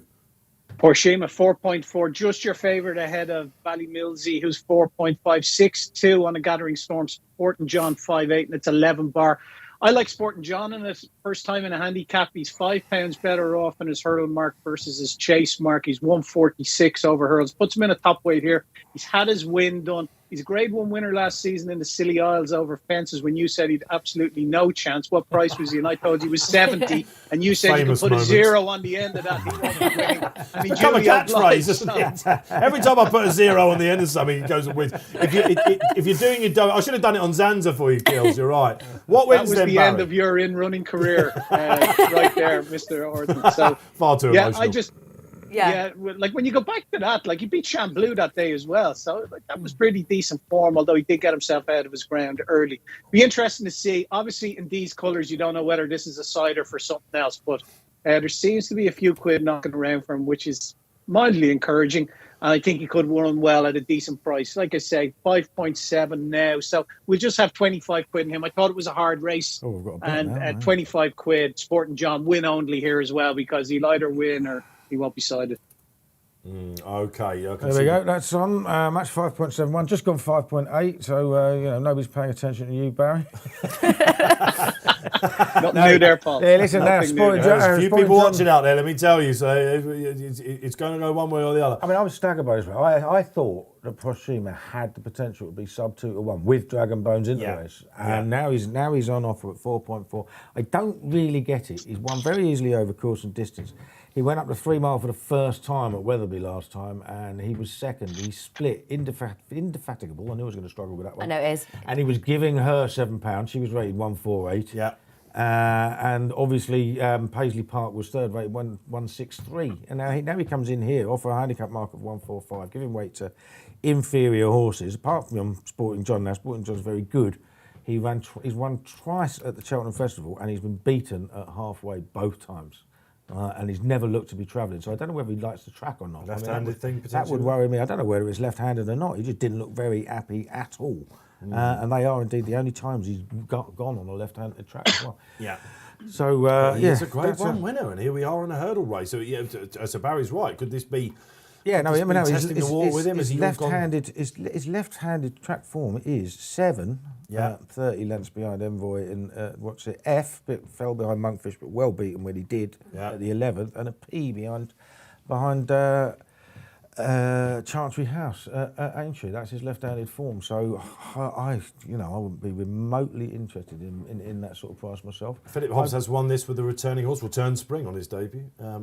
We're Prashima fans. I would have been with Dragon Bones, our favourite on the show here, after Barry knocked it out the park. Yeah, I was disappointed. Dragon Bones, she was a... Yeah, I genuinely thought that was likely to be the only danger. I mean, Ballymilsey has won since falling when upsides Dragon Bones last year, but Dragon Bones was definitely going to win that day. Yeah. So I'm not sure that's well handicapped enough. Are you surprised by the pricing? It's a confident Keels. I'm massively surprised. I thought he had the potential to be considerably shorter than that with Dragon Bones in the race. I don't know why he's weak. The trainer was really strong on him yesterday as well. Yeah, you he's gone up £3, a mark of 145. You got £3 for getting beat less than 3 lengths by a horse rated £6 higher than you, to who you're giving £6 to. Yeah. I mean, it's a cracking piece of form. The horse is a stayer. It was placed in the Northumberland Plate, wasn't it, on the flat? And as they were showing on ITV this morning, he made his debut again. Finished second to Gayath. Yes, I remember him as a flat horse. I do remember him as a flat horse. It was Dascombe that had him, wasn't it? The Spotlight Nap, you can see up there, is Ballymilsey. Interesting little write-up this, actually. Prashima would win a speed test against Ballymilsey, but we're napping Ballymilsey, so the Spotlights, because the latter is taken to ground it out. And Andy Sim comes on and says, Ballymilsey, for the Informed Stable, looks good. Informed Stable, Twiston Davies, he's got I Like to Move It as well tomorrow, isn't he? Who he's talking up for... Well, perhaps. Yeah, that's a very interesting race day tomorrow. Actually, it's some potentially good horses in there. I quite like the Ollie Supreme Murphy trial. Washington. Yeah, I like an Ollie Murphy does all these really great little video snaps on his website if anyone wants to have a look. Was it a vlog? A vlog? Yes. No idea what they call it. Video blog. Well, sorry. Anyway, I watch them every week. I've been really, really enjoying his videos. It's quite educational. How do you manage to do it with all this note writing that you've got? Well, because I'm not a very good sleeper, so sometimes I put sort of like videos on or podcasts. You and Kills and peas in a pod. Yeah, that's what I do with my phone next to me like that and listen. But I don't remember any of it when I wake up in the morning, by the way. People listen to Rachmaninoff and all that sort of thing. You've got Ollie Murphy. I don't remember it when I I wake just up. get up in the middle of the night and start working. I can do that. It's so I've annoying. done it for years. I haven't done it for years. But it's annoying because then when you're tired, that's why I have to put my notes down because I can't keep it all in my head. But no, I was a bit stuck on this with Ballymilsey and Prashima because Ballymilsey's quite interesting for me. If you watch replays, he actually finds a lot off the bridle, which I do. I think, and Newton Abbott was good. I thought, he wandered around 2 out. If you watch a replay, you think, well, what's he doing? But then he picked up and won brilliantly. But I love Prashima. I was at Wetherby, and I thought that was got an Wetherby excellent form, but he has second. got Cheltenham form next to his name. In fact, his last one was a win. Sporting John, Frizzy Red, good to have you back on. Sporting John, touch of class. Yes, indeed. So listen, he does have a fan club still, Sporting John, doesn't he? Yeah, undeniably has a touch of class, but the left-handed form's got to worry you. I agree. Does anyone know, Craig and Laura Buckingham? Craig has quite a few horses. They've got On a Gathering Storm here for Fergal O'Brien. Thought he'd come on from his last month's run, and I just know he's quite well thought of by the yard. But this is a bit warm race. His Aintree form has been well advertised in May. Yeah, this is a bit warm for this horse. But I just wondered a little, what price is that On a Gathering Storm? It's pretty. Five-ish. Oh right. I thought It's just the sort of horse, isn't it, that they tend to hit the net I with. just thought it's probably going to be there or thereabouts. Thanks, Frizzy. Toon 2020 HWT. There we go. I spoke too soon about people not paying any attention to you anyway, Bazza, because it's now 5.1 Sporting John, so you got the value. The masses are following in, Mr. Orr. He's not far off favourite now. He's very, very close between What about the three of them. Kansas City Chief? Does Tom Segal like this? I thought I heard him making a few noises about this. He might have done. The boys will tell me in my if Tom might have done. I'm not sure. I mean, Yeah, he does. He has a says Dan Walsh in the go. Yes, he does. Are we looking a bit of a gift horse in the mouth here? He's still well handicapped, isn't he? £5 under Vicky Malzahn. yeah, it could be potentially. I don't know whether they just ignored it last time a little bit and they won't this time. Is she riding again? She is, isn't she? She is, She's yeah. the Jersey Wizard. Not just Matty Batch. That goes over. It was Kate Tracy that was that knows her. On it. She's come over from Jersey, and Neil Mulholland obviously has loads of runners over there, doesn't he? Yeah. We'll see what Batch thinks about that. He's got a rival for his champion hurdle crown. We can wind him up about that. Kansas City Chief, any love, Kills? 12-year-old? Yeah, I can't see it really. Like, but then I couldn't see it last time, and he won quite to be well, able to didn't do it it? on Tony I Bloom, couldn't see it didn't last time, and I really fancied Born Patriot, who he beat. So yeah, why not? I mean, I'd like to think there was a better handicap horse in the race, to be honest. And these young horses running against this 12-year-old. Yeah. You'd be I mean, for the race, you'd be disappointed if it won. We've got an Irish raider in here, Barry. Shoe time for James Nash and Gavin Bruder. Yeah, he's had a couple of. Go on. Sorry, he's had a couple of runners at the meeting. James Nash. I couldn't fancy shoe time at all, to tell you the truth, Dave. I thought his run last day in Garran Park was very, very ordinary indeed, and he's a couple of pounds more than his Irish mark as well, which doesn't help. It hasn't helped a lot of the Irish runners. Obviously, some of them have been really crippled by the UK handicapper versus their Irish mark. Like he's rated 120. Or was it He's rated 122 in 23.5? Ireland. Yeah. 23.5? Oh, yeah, exactly, yeah. Well, they weren't all. Give me all that, handicaps, Paddy. Paul, please. Come Well, on, like, you know what I mean? 23.5, said Kills. They won every handicap hurdle at the meeting. Every single one of them. Like, you know what I mean? £5. They won a handicap hurdle He's at the carrying last board meeting. his Irish mark here. God, dear. And he's well exposed dear. as an 8-year-old now. Hey, as listen, well. I tell you what, that race actually worked out very well, Barry, that Showtime race. And he didn't go in a tongue tie, which he goes in here. Well, I'm not 100% convinced he'll stay. But if he hadn't have made a mistake the second last, he'd have finished a little bit closer. The tongue tie's back on. And he likes decent ground. Tully Begg won it, I remember. It wouldn't surprise me if he sneaked into the first four. I can't really see him winning. But I think he's worth his mark of 1-2. Gavin Bruder takes off the 5, Barry. Give us a word on him. Yeah, he's a good jockey. Obviously, he's one of the brooders from Listowel. Himself and his brother do plenty. I think his brother could be training a few now as well, actually. But very capable jockey. It wouldn't be if James Nash. He would have to be in with James Nash. Obviously, James used to ride as an amateur, rode for Dermot Weld, among others. So I couldn't have him on my mind. There was a few quid from that day in Garran Paul. They backed him. I think it was a 25-1 chance. He finished up 16. There was money for him. They expected him to run well, and he did make the mistake in that. But I think he's well exposed at this rate. I'm trying to remember what his best horse was. It's a strange old market, this, isn't it, Barry? I mean, from 5.1, Sporting John's now back out to 6.6. The money's coming for Kansas City Chief. You still can't say that Proshima is very strong. He's clear second favourite to Ballymilsey. I don't get it, Proshima. I get it. It should be clear favourite. Proshima was last. Still, right. Harry only moved Proshima 4 from home. Only crept into it so quietly. Didn't move. Just went, all right. Still, 4 from home was just right out the rear. Just crept into it so quietly. It was such a quiet ride. The ground Proshima actually made up. I know didn't win. Was never really going to get to Indefatigable, the mare. But well pronounced. I know. First time. That was good, wasn't it? It's the only thing I've nailed today.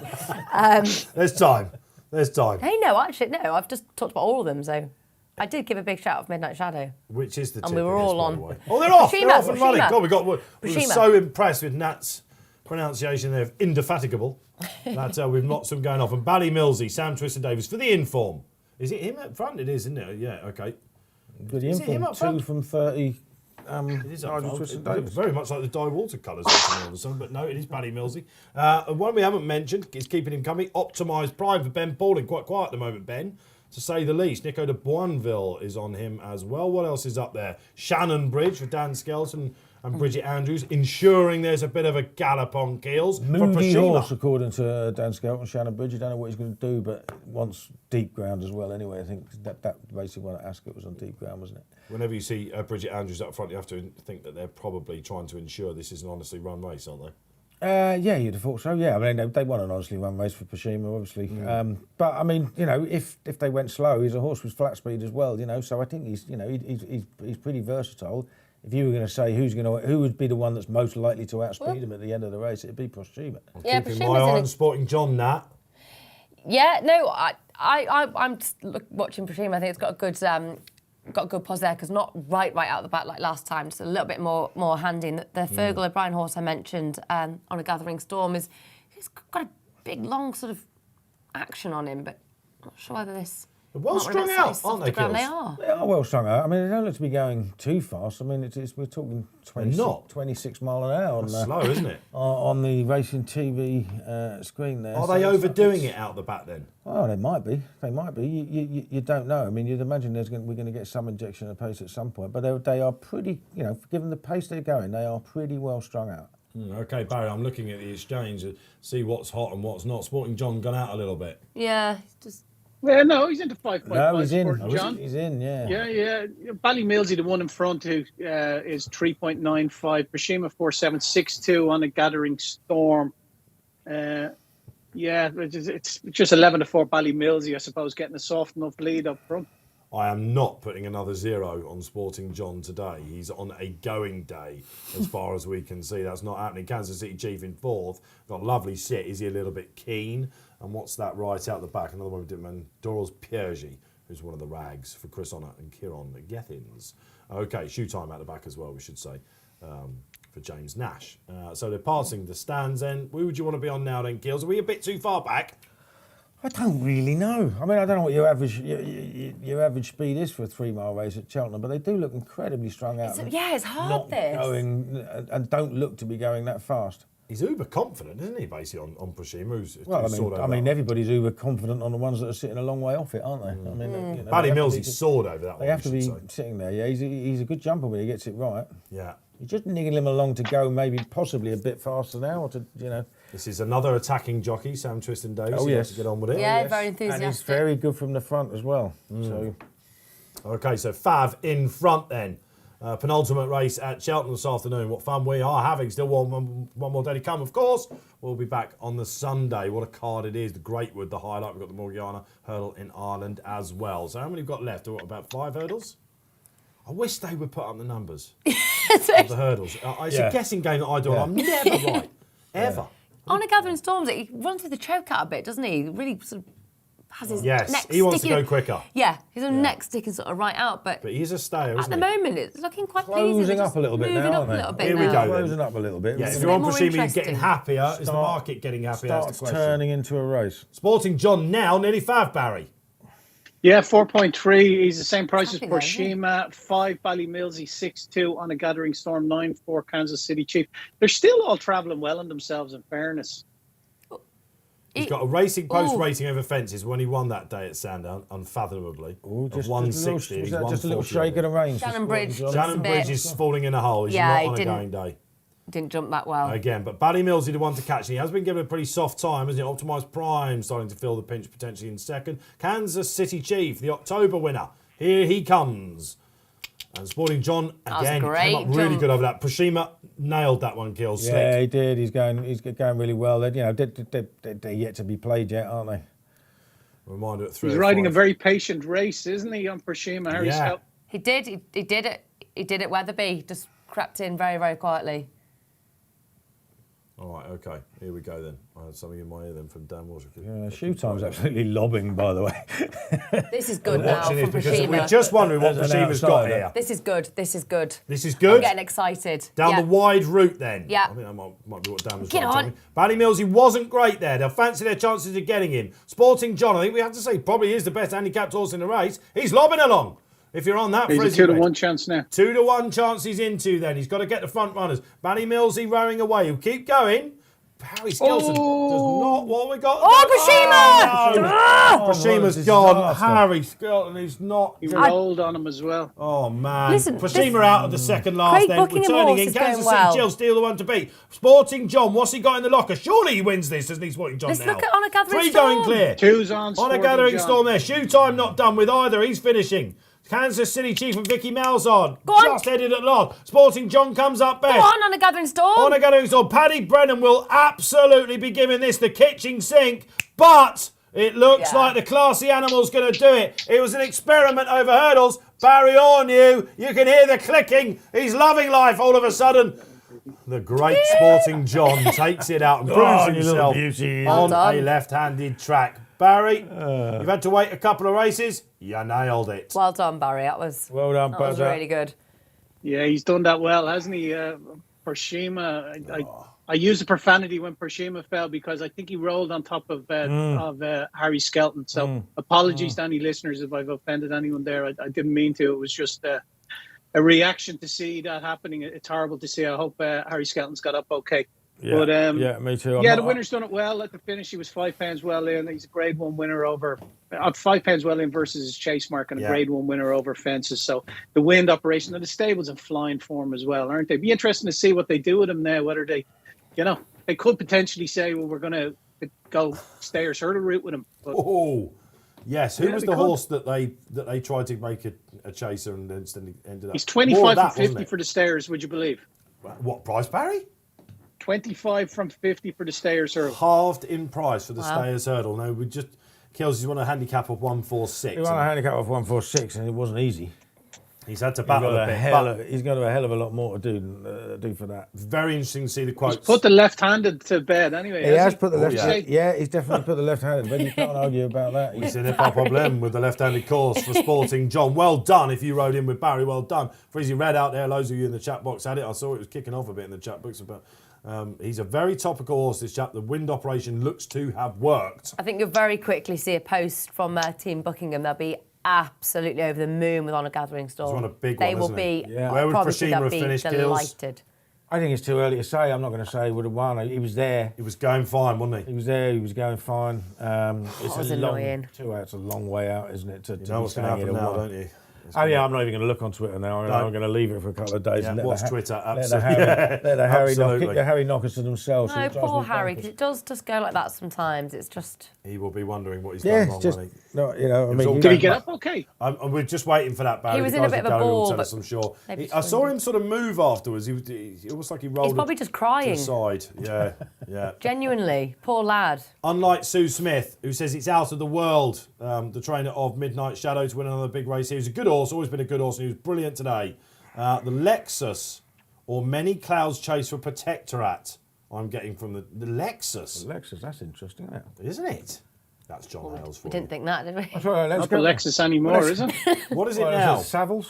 Savills, is it now? What is it called now, Barry? Savills, yeah. Savills, yeah, I think it's the okay. Savills, yeah. it is I the must Savills, reply yeah. to our course but reporters. That's, we go to a Grade 1 chase in Ireland with all the top Grade 1 horses in Ireland, or a 4-runner conditions race at Aintree. And Midnight Shadow might have a go at the King George. Well, we go to King George, The trainers think that was a proper obviously race. it's going to need to find an awful lot to get involved in the King George, but That is from the Paddy Power then. Okay, great stuff. And of course it is the Savills now. Oh, we've Right, got we've got to go to Lingfield. Oh, it's time for me because to we go have home. got the Golden Rose, haven't we, coming up? we've got to go to the beach now. We've got I'm going to go and have a cup of tea. come on then, Barry, because one of your doubles runs in, isn't it? Harry's Bar, Tom Marquand.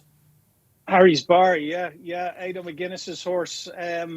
He's actually, when he was trained by James Franshaw in the UK, before Aidan McGuinness bought him, he won a couple of times in Lingfield on the all-weather. He won over 5 furlongs and over 6 furlongs. Actually drawn one as well, the same draw that he's in today. He ran well in Dundalk last time.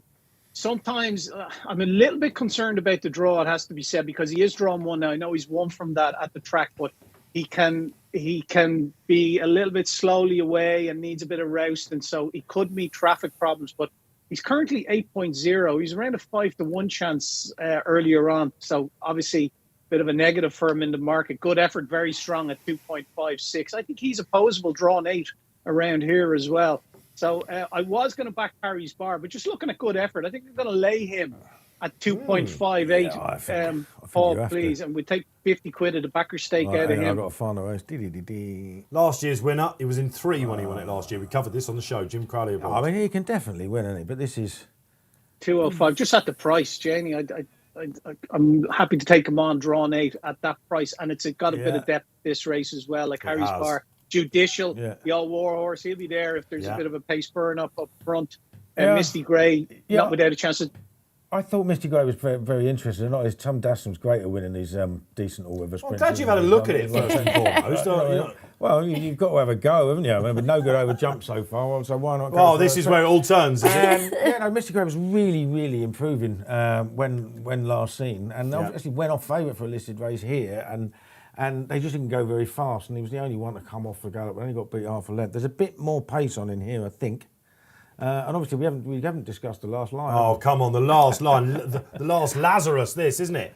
Last seen winning the Middle Park, now a 7-year-old, Baronet stud, basically. Middle Park in 2016. Yeah, wow. He started quite a few. Like, you know what I mean? I think he was Baron. It just wasn't any good. This is a comeback. Oh, really? You're right. Yeah. Oh, right. Okay. I remember his debut at Donny. Yeah, Remember? Bockle's been winning as well, hasn't he? Yeah, that was the John Brown colours, he is, isn't he? Of course. Yeah. 20-1 shot, stall 9. So 21 shot. loads of all-weather form. Group 1 winner when last seen. Yeah, I know. It's mad, isn't it? Don't know what he'll do, but he used to be able to go off pretty fast. I mean, this is nuts, isn't it? 2016. Have you put anything up in this, first and foremost? Yeah, like Harry's Bar. With Barry? Because I'm exactly the same. Store 1 has been a worry, but it's not worried me as much with Tom Marquand on board because it's a bit obvious that that's the worry, isn't it? So I do think he's going to need a little bit of luck in running. Also, what I'd say about Harry's Bar is he's been busy enough, hasn't he? The Fav at Dundalk, like Barry said, in that Group 3. But at Dundalk, I want to watch. He was a bit lit up, and he raced freely, so it wasn't ideal. I just thought this hopefully will be a bit calmer. Tom would have done his homework. They're a very studious pair, Tom and Holly Doyle, Tom Marquand. And I've got Harry's Bar. But good effort, of course, 3 from 3 at the track. Looked as good as ever this year, hasn't he? Let's be honest. But I don't always like to go with the favourites. Yeah, he's 2 from 3, isn't he? I think I was just looking down. Is he not 3 from 3? He's 2 from 3. Oh, right. And he's got God, a great record did you write my at notes? Kempton as well. I tell you what, I've told you before. Who's put a You made a mistake in my mistake in your notes? That must have been at 12. That must have been at 12 p.m. last night. Me going, was it Lucky I'm 1, here. 2, When you're listening to Ollie Murphy. 3? What was it, 3 from 3 glasses of wine at the time as well? Was it? Which one was it? Sorry, 2 from Let's 3, go sorry. down. So Harry's Bar times 2, Keels. I'm Misty Gray, just a bit of an each-way value against the Fav, who can obviously win, but is now looking short enough to me. Obviously, a lot of confidence behind him. Look at the last line. Price there. is judicial. Good. He was the 2019 winner. 15. Yes. Okay. I like Exalted Angel, the 3 horse. Just in case Smart anyone course wanted and to ask. distance winner. Yeah, he's one. Can go well fresh for Carl Burke. What else? 161 days off. No, nothing wrong with that. Got it all here. This is what I love about these early all-weather sort of championship races. Horses with misleading form figures on turf coming back Carl's to the quite all-weather. good at Yeah, I can see knows that. what I mean, he's Carl knows what he's doing. he was 20-1 when Misty Gray was 11-4 when he won that race at Lingfield, and he was one of the 2 that just got an easy time of it up front. And Misty Gray. But his Summergan form is rock solid, isn't it? Oh yeah, absolutely. Don't talk to me yeah. about Summergand. No? Summergand and Mondemege. Oh, I never want to talk don't about talk them skills again. about Mondemege. Just Every time Expensive they horse win, to I don't follow back that them. one. Every have to time. lie down in a darkened room, old Kills, if you mention that to him. Summergand's the same for me as well. I absolutely love the horse. It cost me a fortune. Well, there you go. There's a revealing insight. So Exalted Angel, I think he's got a massive chance if he can get away from stall 7. He likes to be up there as well. There's loads of pace in this, as you say. Good luck wherever you're playing. They are meandering down at the start. They're going to want to get off soon, aren't they? This is a TV race, of course. They are a little bit late. The other one I was half interested in was Bahrain Pride, the 3-year-old. Yeah, I just find him hard to read. Under Will Buick, who couldn't have had much better a year, could he? Bar winning the championship, of course. I mean, that was the only highlight of Del Mar for me. You didn't like the Breeders' Cup, did you? No. Why not? All the front runners won. There was one thing in the Racing Post. Who wrote it about Del Mar being like Chester? Who wrote it? I can't remember. Probably Kills. It was absolutely spot on analogy. It Perfect would have been analogy. TC But probably, was every US racetrack's like Chester, isn't it? Yeah, but You called it a dog track, didn't you? There was one show I was doing with. I can't. I tried so hard to get into I it. And I was just enjoyed like it. this. If I lived in America, I'd have to find many another more? sport. But How when many you more see races? some of the other options for their sports over there, oh my word! You'd have to find another sport if you lived in it. I would. Because you couldn't pack them all on a dinner plate. Baseball. You can't Although stand Charlie dirt Appleby, racing. God, it was great. My mum was, I can't stand baseball, can't stand basketball, can't stand NFL or anything else they do over there, really. So I think I'll stay here. Yeah, but you did, of course, watch the Breeders' Cup. You backed the old winner or 2, didn't you, as well? I switched over when the races were on, and then I went to bed before the last 3, I think. Wow. I ground it out and I I did did watch back your beer, but I found out that it won in the morning. Well, your beer, was late. Hurricane Lane, right there, Mike. Modern Games was So great much as like- well, wasn't he? Could be a good horse. Anyway, look, that was the Breeders' Cup. I liked it. I was up for the cup. We are Harry's last couple going in. Doesn't like his bottom being touched. A little buck there. Yeah. Hey, get off! Get off! He says, yes. "Get off! No, he's not in the Get off mood my for this. bum."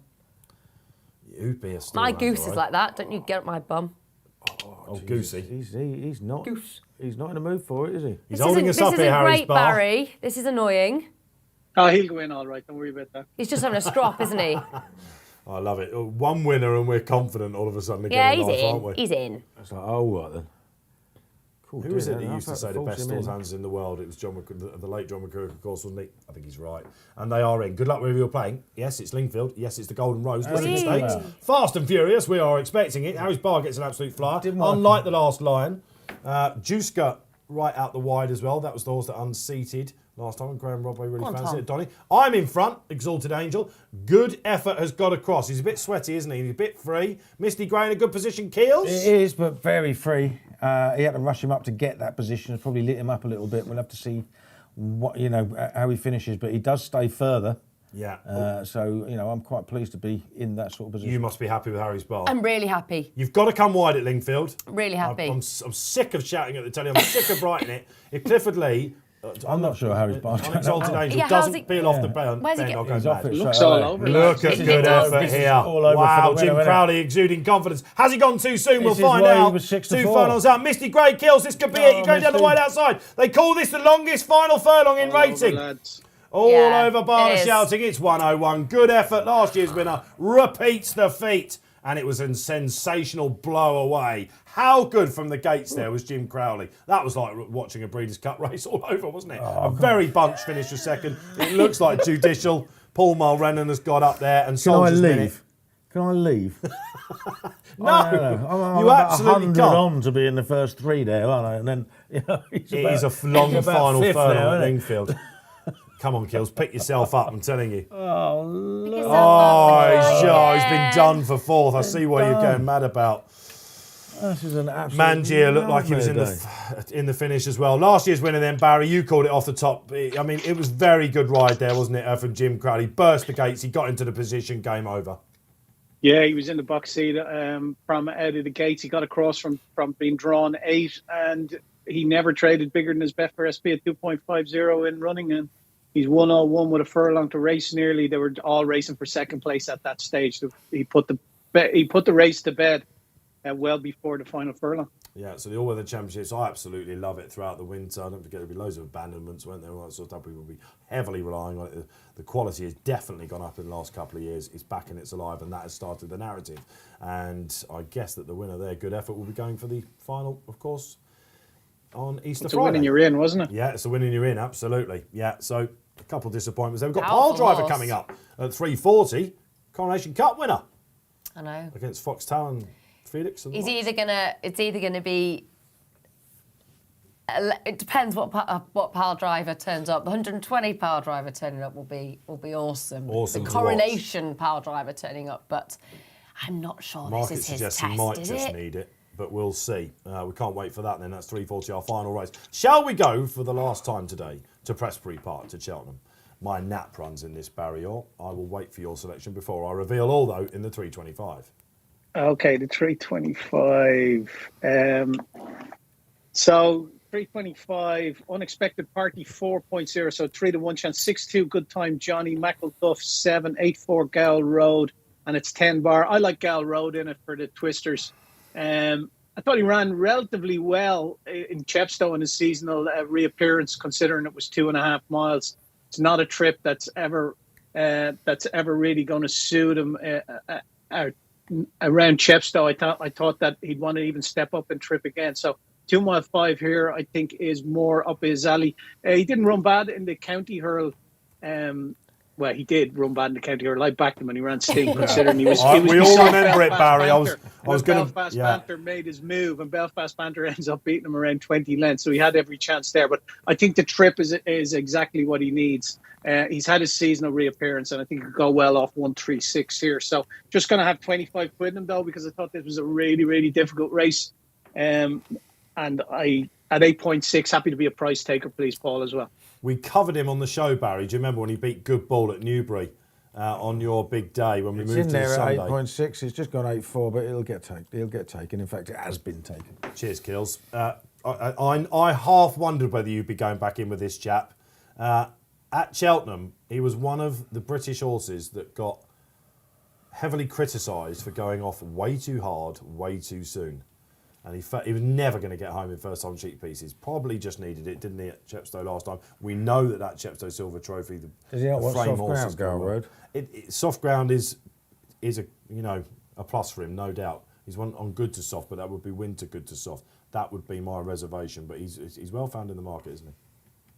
Yeah, he's a little bit weaker. I've got loads of notes. He's a little bit weaker now than he was earlier, because he had been really, really well backed, hasn't he?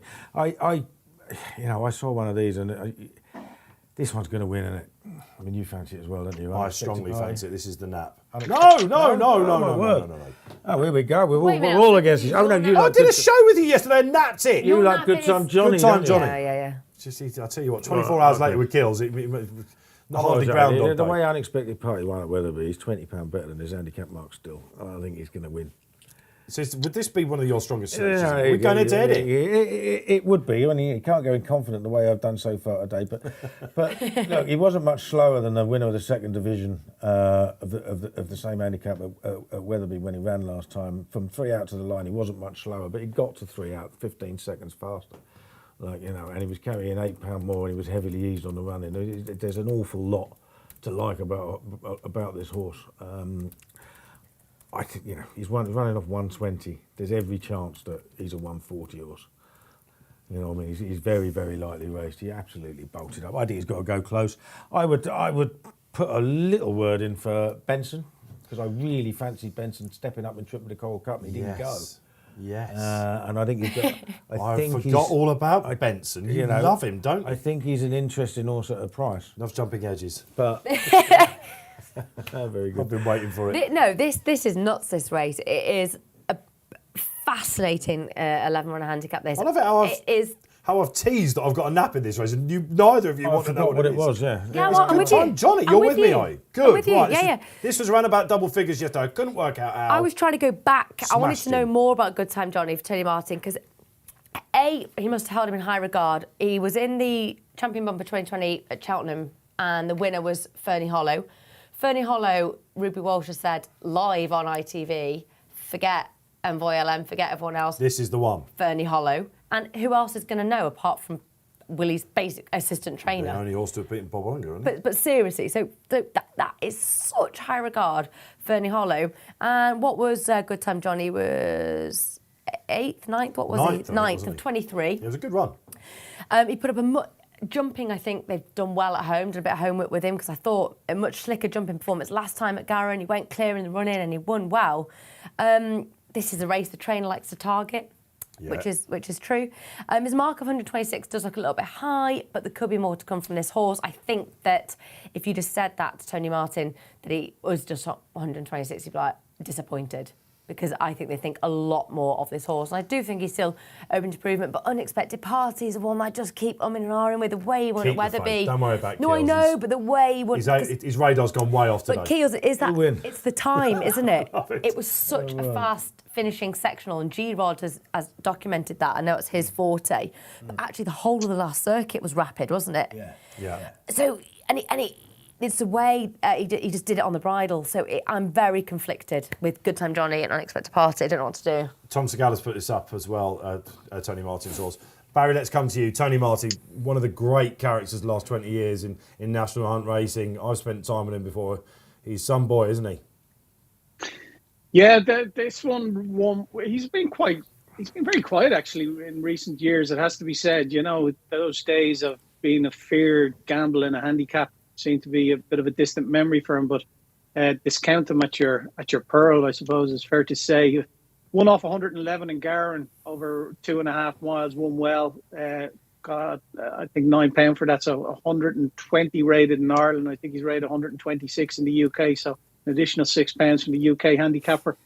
I think this is a very competitive race. Conor O'Dwyer's horse wouldn't be without a chance either. The other Irish runner in the race that has Shane Fitzgerald claiming 5 off at Capilano Bridge. Beaten a long way last day in Punchestown, but off 127. Now it's 136 in the UK, which is not a help at all. But he's not without a chance in a competitive race. They're moaning again about the handicap again, marks, the yeah. Irish lads. It's unbelievable. It could be the same come March as well, wouldn't it? Probably the same result. So pile it on, I say. Get the pounds on. But this is fascinating because I think what Keels is trying to say is that Unexpected Party is way better than 120 horse. Yeah, potentially way Yeah. better. We But should also- say that Harry Skelton's been stood down as well, guys. He's okay. It's only because he's a lightly raced horse Yeah. and hasn't shown his best. Yeah, but Bridge I think Andrews is now on.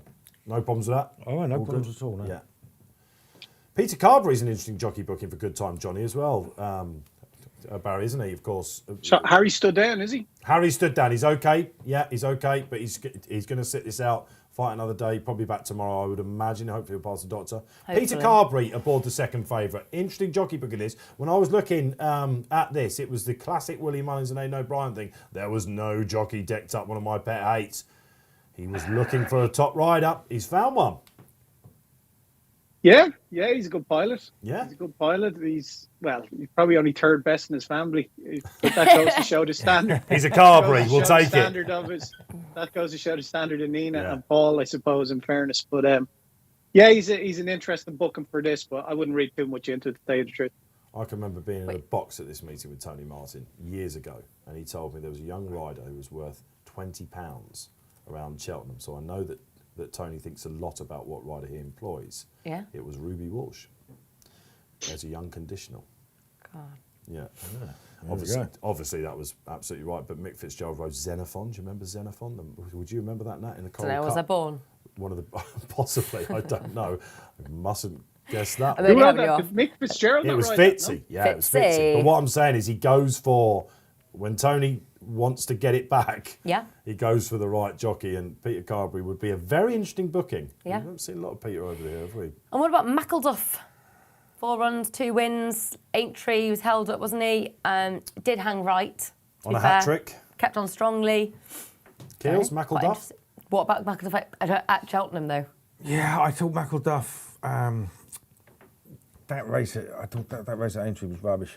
There's my pinned tweet, Breffney boy. It was a lot slower than the race won by the useful Paul Nicholls horse that got beat yesterday, Gelino Bello, at the same run on the same day. It was a slow run race, turned into a sprint, but Gelino Bello was still a lot faster. What did you make of that horse yesterday, just out of interest? We were expecting it to win, weren't we? I was expecting it to win. I was a little bit disappointed. I think they could have gone harder. I think it's a proper stayer. It was coming back again, wasn't it? Yeah.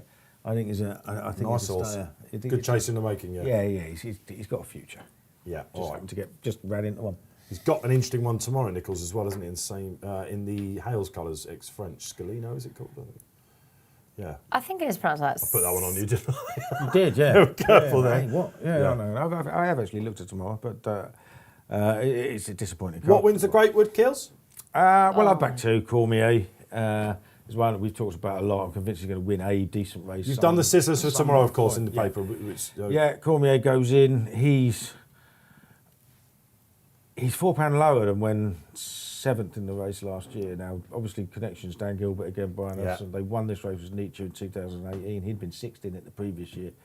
And he just travelled like a dream last time in the Welsh champion hurdle at Fosslas. Didn't pick up. Now, you know, he can be accused of not picking up in the past as well. But the result is he's £9 better off with a winner for He's a 6.5 stayer on the lengths. flat, isn't he? So he should be fine. Stay on the flat, you know, we could do it a bit of pace. Again, we're going to find another Greatwood that doesn't have a ton of pace in it. And that's the worry with Cormier, I think. You know, because he was last at halfway in the race last year, wasn't he? Like, you know, so it's.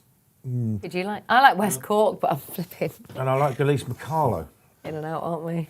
For Chester and Jane Williams. Chester Jane Williams, she's only run one horse in the race before. That was Monsieur Lecoq, who got beat in a freeway photo, finished third a couple of years ago. He again is another one. He absolutely carts his way through a race, and you know he was. He'd actually skipped clear of Benson at Sandown last I December. remember. And then ran out of puff, got caught by Benson, who's obviously I think he's a decent performer, Benson, and. Chepstow, I mean, he carted Chester Williams to the front 3 out, which was ridiculous. He's never going to last home. Didn't get beat very far. They've stuck a hood on, and if that makes him a bit more amenable to restraint, I don't want to see this horse anywhere near the front until the last. You know, it all depends because he is a bit of a tanker.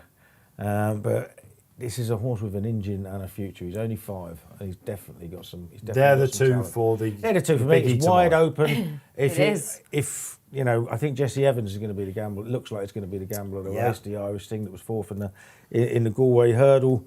So I think it might still be 7 or 8 to 1 now. I doubt you'll get that big on the day. No ordinary joke. I mean, I'm fascinated by Henderson can't even go on his grass gallops yet, can he? This isn't his. No, this is it. They're all behind. Yeah, or way behind. No, but he can't. He's not even working on his own grass gallops. Let's get a social up. Let's get one on the screen. We could go on.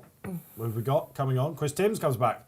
Pyramid Place each way for me, bringing it back to this race. That's who trains that? Oh, it's Milton. The thing about Henderson. Milton. We're talking about one of the biggest yards in Britain. 4 runners at the Paddy Pound meeting. I know.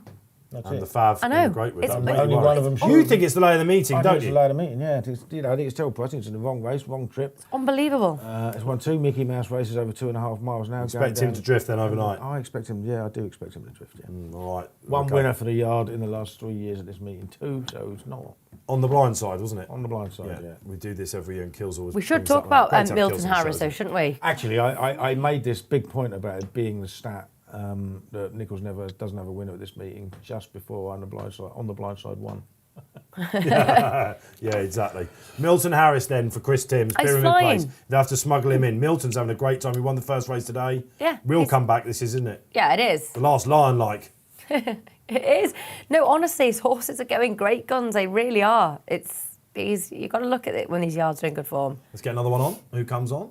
Great to have you all out there today. Bobby Kimber comes back and says, Capilano Bridge, who Barry mentioned, should run a big race. Jockey on board is a serious talent. Would you relate to that, Barry?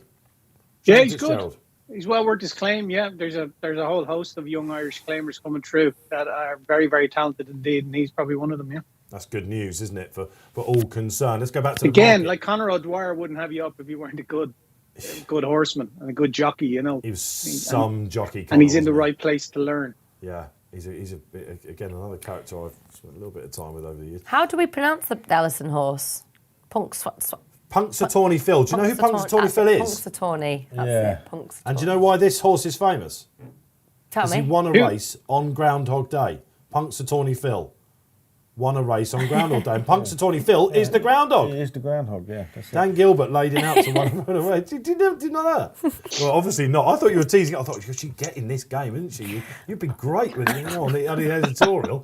It turns out she's got absolutely no clue whatsoever. Well, we've just educated the viewers. Yeah, but some people like Bob Ollinger, they think it's a play on Bollinger. It's not. It's Bob Ollinger from the Western, isn't it? Do you look at Bob Ollinger and think champagne? No, but it's not. It's the Western, isn't it? Kills always looks at everything and thinks champagne. I wouldn't have even thought about champagne on that. You sunk some at the art meeting, Kills, didn't you? No, I've genuinely, people genuinely think like Bollinger, but it's no, Bob Ollinger. Like the it's Western. Bob Ollinger. We did. Shot Billy the Kid, didn't he? Or did he get shot by him or something? No, he shot. He was shot by Billy the Kid. It was something like that. It's one of those. Bruce knew yesterday, and I've forgotten already, so it's not Groundhog Day for me. But Punxsutawney Phil did indeed for Dan Gilbert and Brian Ellison win a race on Groundhog Day. Great scene. I think it was Newcastle, wasn't it? I seem to remember the headline in the Post. Yeah, it was. Yeah, okay, so he's not without a chance here either, this chap. He was a bit free to post. They're lining up, I'm delighted to tell you. It looks like Capilano. Right, come on, good time, Johnny. A bit of, come on, good time, Johnny. And Barry, the money's now really coming for this chap, isn't it? Yeah, unexpected party 4-2, 4-3, good time, Johnny. He's momentum was with him towards the finish. Mackleduff 7-8, same for Gale Road. All right, thanks, Barry. And they are off. And who's gone off in front? Is it Capilano Bridge up front? Small Bad Bob, isn't it? Small Bad Bob. Small Bad Bob. Thank goodness you're here. What's out the back? Something's really pulling. Is that Severance out the back? Don't talk flat about horse Severance. for Pauling. Could be Capilano Bridge. And he's out the back as well. Good time, Johnny. Unsurprisingly for Tony Martin and Adrian Shields, those famous colours. What was a really good horse they had in those colours? Adrian Shields, he's the New York bar owner, isn't he? Really colourful. They had the Grade 1 winner. What was it called? Oh, no. I shouldn't do this during the race. A quiz question. If you know out there, let us know. We'll get it up. Unexpected Party Kills. He's out the back. Beneficial. Yeah, that's it. That's it. Yeah. Gee Was it Beneficiary? Beneficent. Beneficient? Beneficiary, yeah. Yeah. None of us got it. We're on the right lines. It was Beneficent. Yeah. Well done, Keels. Yeah, I think Not it was, just the yeah. pretty faces are Yeah. Keels. So, Keels, let's go some to very you. keen horses, including unexpected people. Yeah. Party you can't see pulling on the outside, but is And yeah, it looks like another steady old gallop in front here, doesn't it? Like, and then there's a lot of tuggers. Yeah. A lot. Kaplina Bridge is tugging. Gamble Road is up there, isn't he? Which was no surprise they're being a bit more patient with him. How's he jumping this one? Yeah, he's fine. Severance is keen out the back there. So all pulling a bit. It's a bit unsatisfactory watching this, isn't it? A little bit. I wouldn't suggest this is for pleasure Mark II, which we saw in the third time lucky race last year, but this is a proper freebie. Yeah, this is it. I mean, the problem with racing these days is everyone is now so wary about going too fast. Yeah. And now everybody goes too slow. Yeah. But they are racehorses. They are taught to go quickly over obstacles. Yeah, so crack on. you got to crack on a bit. I'll tell you he's in a good position, Keels, considering we know he hits the line hard, and this is going to be Benson, yeah. And it's Benson. Yeah, Benson, yeah, he's in the right place. This is an interesting horse with the festival in mind, isn't it? Because he's got proper handicap form. Yeah, well, it depends on how ready he is for this race. Oi! Someone's tight to the rails there. Who was that? Yeah, no, someone's got really, really tight in on the rails there. I think Who was that? Pink. Mackle-Duff catches the eye, doesn't he? Severance. Gray, obviously. He's going all right. So it's a little bit as you were, Barry Orr. Yeah, Small Bad Bob 42 now. I had a Betfair SP of 58, so just shortening up because he's getting the soft lead out in front. Yeah, he's Gal getting the soft Road. lead. You could argue that Gal Load is getting the real soft lead, though, couldn't Yes. you? You know what I mean? Because he's nicked 5 lengths on the others, and they haven't got any pace at all.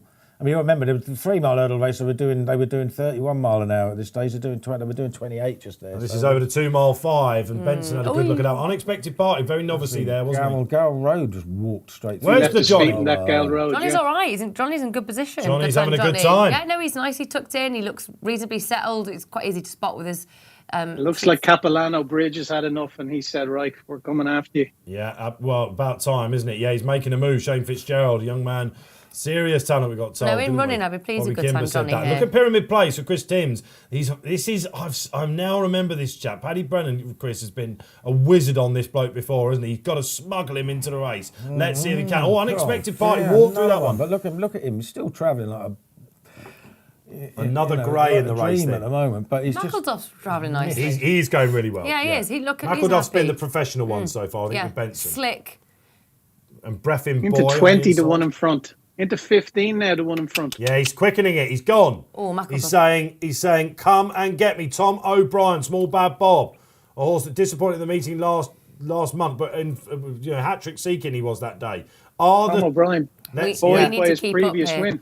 Dave. I mean, That's it. some of them aren't Sporting moving. John, of course, Some yeah. of them aren't moving a muscle still, are Oh, Dave, we're not having a good Are time. we not having a good time? No. Look at Unexpected Bridget Party. He's cutting carting. Get they? behind. Absolutely carting along, isn't it? Keels Tanking got through this it bit. unexpected, yeah. But he has missed the last 2 hurdles completely, and he doesn't want to be doing that now. We saw it with Brazen Cal yesterday, didn't we, Barry? You can walk through them and still win here. Here we are, 3 out then. We're all right now. He's Good got time, that. Johnny I'd was a like bit to be on novice Field there. source. I'd like to be Yeah. on Unexpected. Good time, Johnny's a little bit novice then. He must have gone out. Market yeah, he's gone suggesting wide it's out. between Gal Road and Unexpected Party. 282 and 4.2 Gal Road. What about Funksatawny Phil? He's on the outside as well. Here we go, 2 out. 12. That was better from Unexpected Party Kills. Come on, we get excited now. I'm starting to get excited, but I mean, there's a long way to go yet. You don't know what they're going to find. It's been a long old day for Kills. He's thinking something would go wrong. So it's Barry versus Kills at the minute because Gal Road attacks. He's had the absolute box seat. Will he get up the hill? Now, come on. Are you going to get up the hill? This is Come the on, question. then. Don't rule Come on, out Benson. Unexpected Party. Go on, Sam. Here we go. You can see up and over the last. This is gone. This is surely gone. Unexpected Party is getting up the hill, but it's all too late. The run of the race. We'll see what Kills thinks about this. Is it too late? He's absolutely steaming up the hill. No, he's gone 101, surely. You know, just give him too much rope, don't they? Yeah, they have done. That was a falsely run race, wasn't it, Barry? Or well done again, Barry. That's 2 from 2. The final well 2 done, races Barry. at Cheltenham. We're looking forward to Sunday all of a sudden. Yeah, I thought he gave it a great ride. The winner, he's obviously Oh, yeah, he the could winner's- pick up. The winner's Small got a Bad great Bob. ride, but there's some desperate It's the rides. horses- There's it's some the horses desperate rides behind. otherwise. I mean, you've got a leader that's 5 lengths clear, and you let the other one in front go off another 5 lengths clear of the rest. I reckon Harry's probably sitting in the weighing room going, thank goodness that Why? wasn't me. You know, I'm getting all sorts of You stick know, here. it doesn't make any sense, does it? It doesn't. I mean, look how far Unexpected Party has beaten the rest. He's way ahead of his mark, but the handicap's now going to put him up. You know, 175. He traded Unexpected Party 8 to 11 for 170 or 491 quid. that must have been up the running potentially, Barry, would it? Yeah, I'd say it was coming to the last maybe because he travelled so well. He looked like he could pick him up now at any stage. Really, tanked into it jumping to second last. He really did. I'd say it was around that stage. You're on a hat-trick then, Barry, as we go into the final race here this afternoon on RP Live. It's been great to have Kills. Nat Green, she's back with me tomorrow, and Barry. Matty Batch comes in and joins us. He'll have loads to say. He's had a little sabbatical from us, so he's raring to go, Batch. Let me tell you, we've got one more to come your way, though. It is from Lingfield. What's this called? The Heaver Stakes, is it? Is that The right? No, Churchill it's not. Stakes, isn't it? Churchill Stakes, there we go. Got it right in the end. And we've Heaver got- Stakes. No, where'd you get plucked that one from? The Heaver Stakes is at Lingfield, isn't it? That's There got is a a certain Heaver Stakes. connotation. There is a Heaver Stakes at Lingfield. That is Definitely. so good. On That's- Planet Dave I went to there, but the Heaver Stakes is there. We're looking at Pile Driver, the class act of the day, I think we could say. The Group 1 winner coming out. He's got Felix and Foxdale to beat. There's the market up on the screen for the final one. Let's get your final selections in there. We've got time. We're in about 7 or 8 minutes. He looks a picture. Will he be fit enough, Barry, or the class of the day? I think he's going to want this run, isn't he? He's obviously, I think Hong Kong is the race for him that they're aiming him at, and this is a pipe opener for him. He hasn't ran 162 days. Even the form of his win, his Grade 1 win in the Coronation, hasn't really worked out, has it? In fairness, I think it was a pretty ordinary race, and we haven't seen him since he picked up a bit of a knock. Alizi hasn't really set the world alight. Traded at 100-1 on that day, and your man pulls it out of the fire over the 1.5 miles. It's 1.2 miles here. There's some real Lingfield specialists. Dubai Warrior, obviously, multiple winner at the track, and obviously Pile Driver has to carry a £7 penalty for the Grade 1. So I'm going to take him on. I know I've gone around the houses with this, Paul, so excuse me, but we're going to take 50 quid out of him at 3.05. So 2-1, we're going to take 50 quid at the backer stake to lose 100 quid. And that's our final play today. Rightio, will do. All right, okay, so he's on fire, Barry. He's on a hat-trick and he's against Pile Driver. The handicapper, of course, would tell you should be able to do this, but it will be about fitness. Yeah, I can't believe we're in mid-December in Cheltenham. We're going to mention Al-Arzi, who potentially might be hurdling at some point. Well, I don't know. He's That's cruel. I'll move on there. But no, Barry's right. We were excited about the Coronation Cup. We always are, aren't we? But at least it was the better Al-Arzi that he ran against, not that totally chucking the when the alarm towel. bell started ringing, wasn't it? Al-Arzi, but it was it was still a better Al-Arzi run. We've got another Al-Arzi in Foxtel. Does anyone like Foxtel? It doesn't. Well, I don't. It doesn't win. It's just a non-winner. And I can't believe it's 5. He doesn't look I thought it was like about he's- 10. He's helping the rider at thought it any was about stage on 10. Foxtel. So Sylvester is on, of course. It's King Power Horse, but Sylvester will not be renewing will not be. that retainership next year. I like Holly here, unsurprisingly. Yeah, from I do. Marco Botti. I do. Old I think- Felix. Are we agreeing, Kills? I also like Felix. Whoa, a three-way panel. we're This all is in. what it's all about. All in.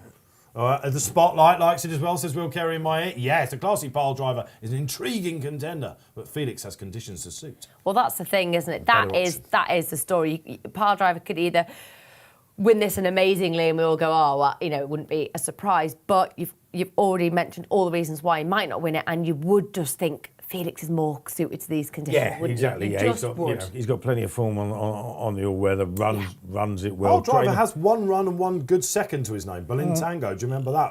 That was when he came as a 3-year-old before he launched it. It's just we think he's going to need it here, right? Yeah, we think he's going to need it. Marco Botti seems to suggest that Felix is pretty well ready for it. And he goes well fresh. Yeah, he said he's been very good Likes form. the track. Likes the track. I know at the Stevenson Stakes, when we last saw him, he was 6th of 8th, but he just couldn't reproduce his Maidan form then, the Group 1 form, and the conditions just lead you to thinking this is more suited to Felix. I love the name Harrovian. It's actually one of my favourite TV shows. Have you seen it? Harrow.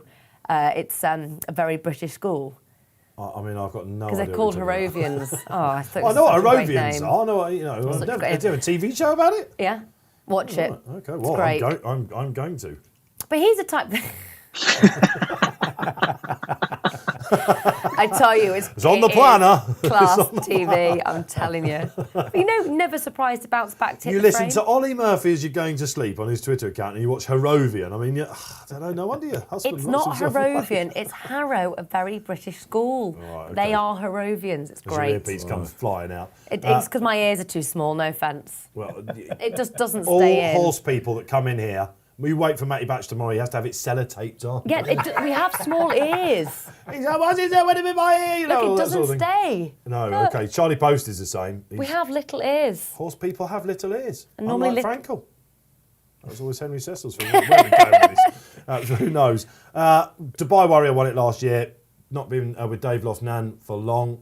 That's a good statement. That was great. Go Bears Go, wasn't it? Go Bears Go was great. Oh, you see, he did I like nearly, a bit of him. well, I nearly cried. I thought it was What happened to amazing. him? He was second. Great for Fast Foster finishing lad. second. Yeah, trainer.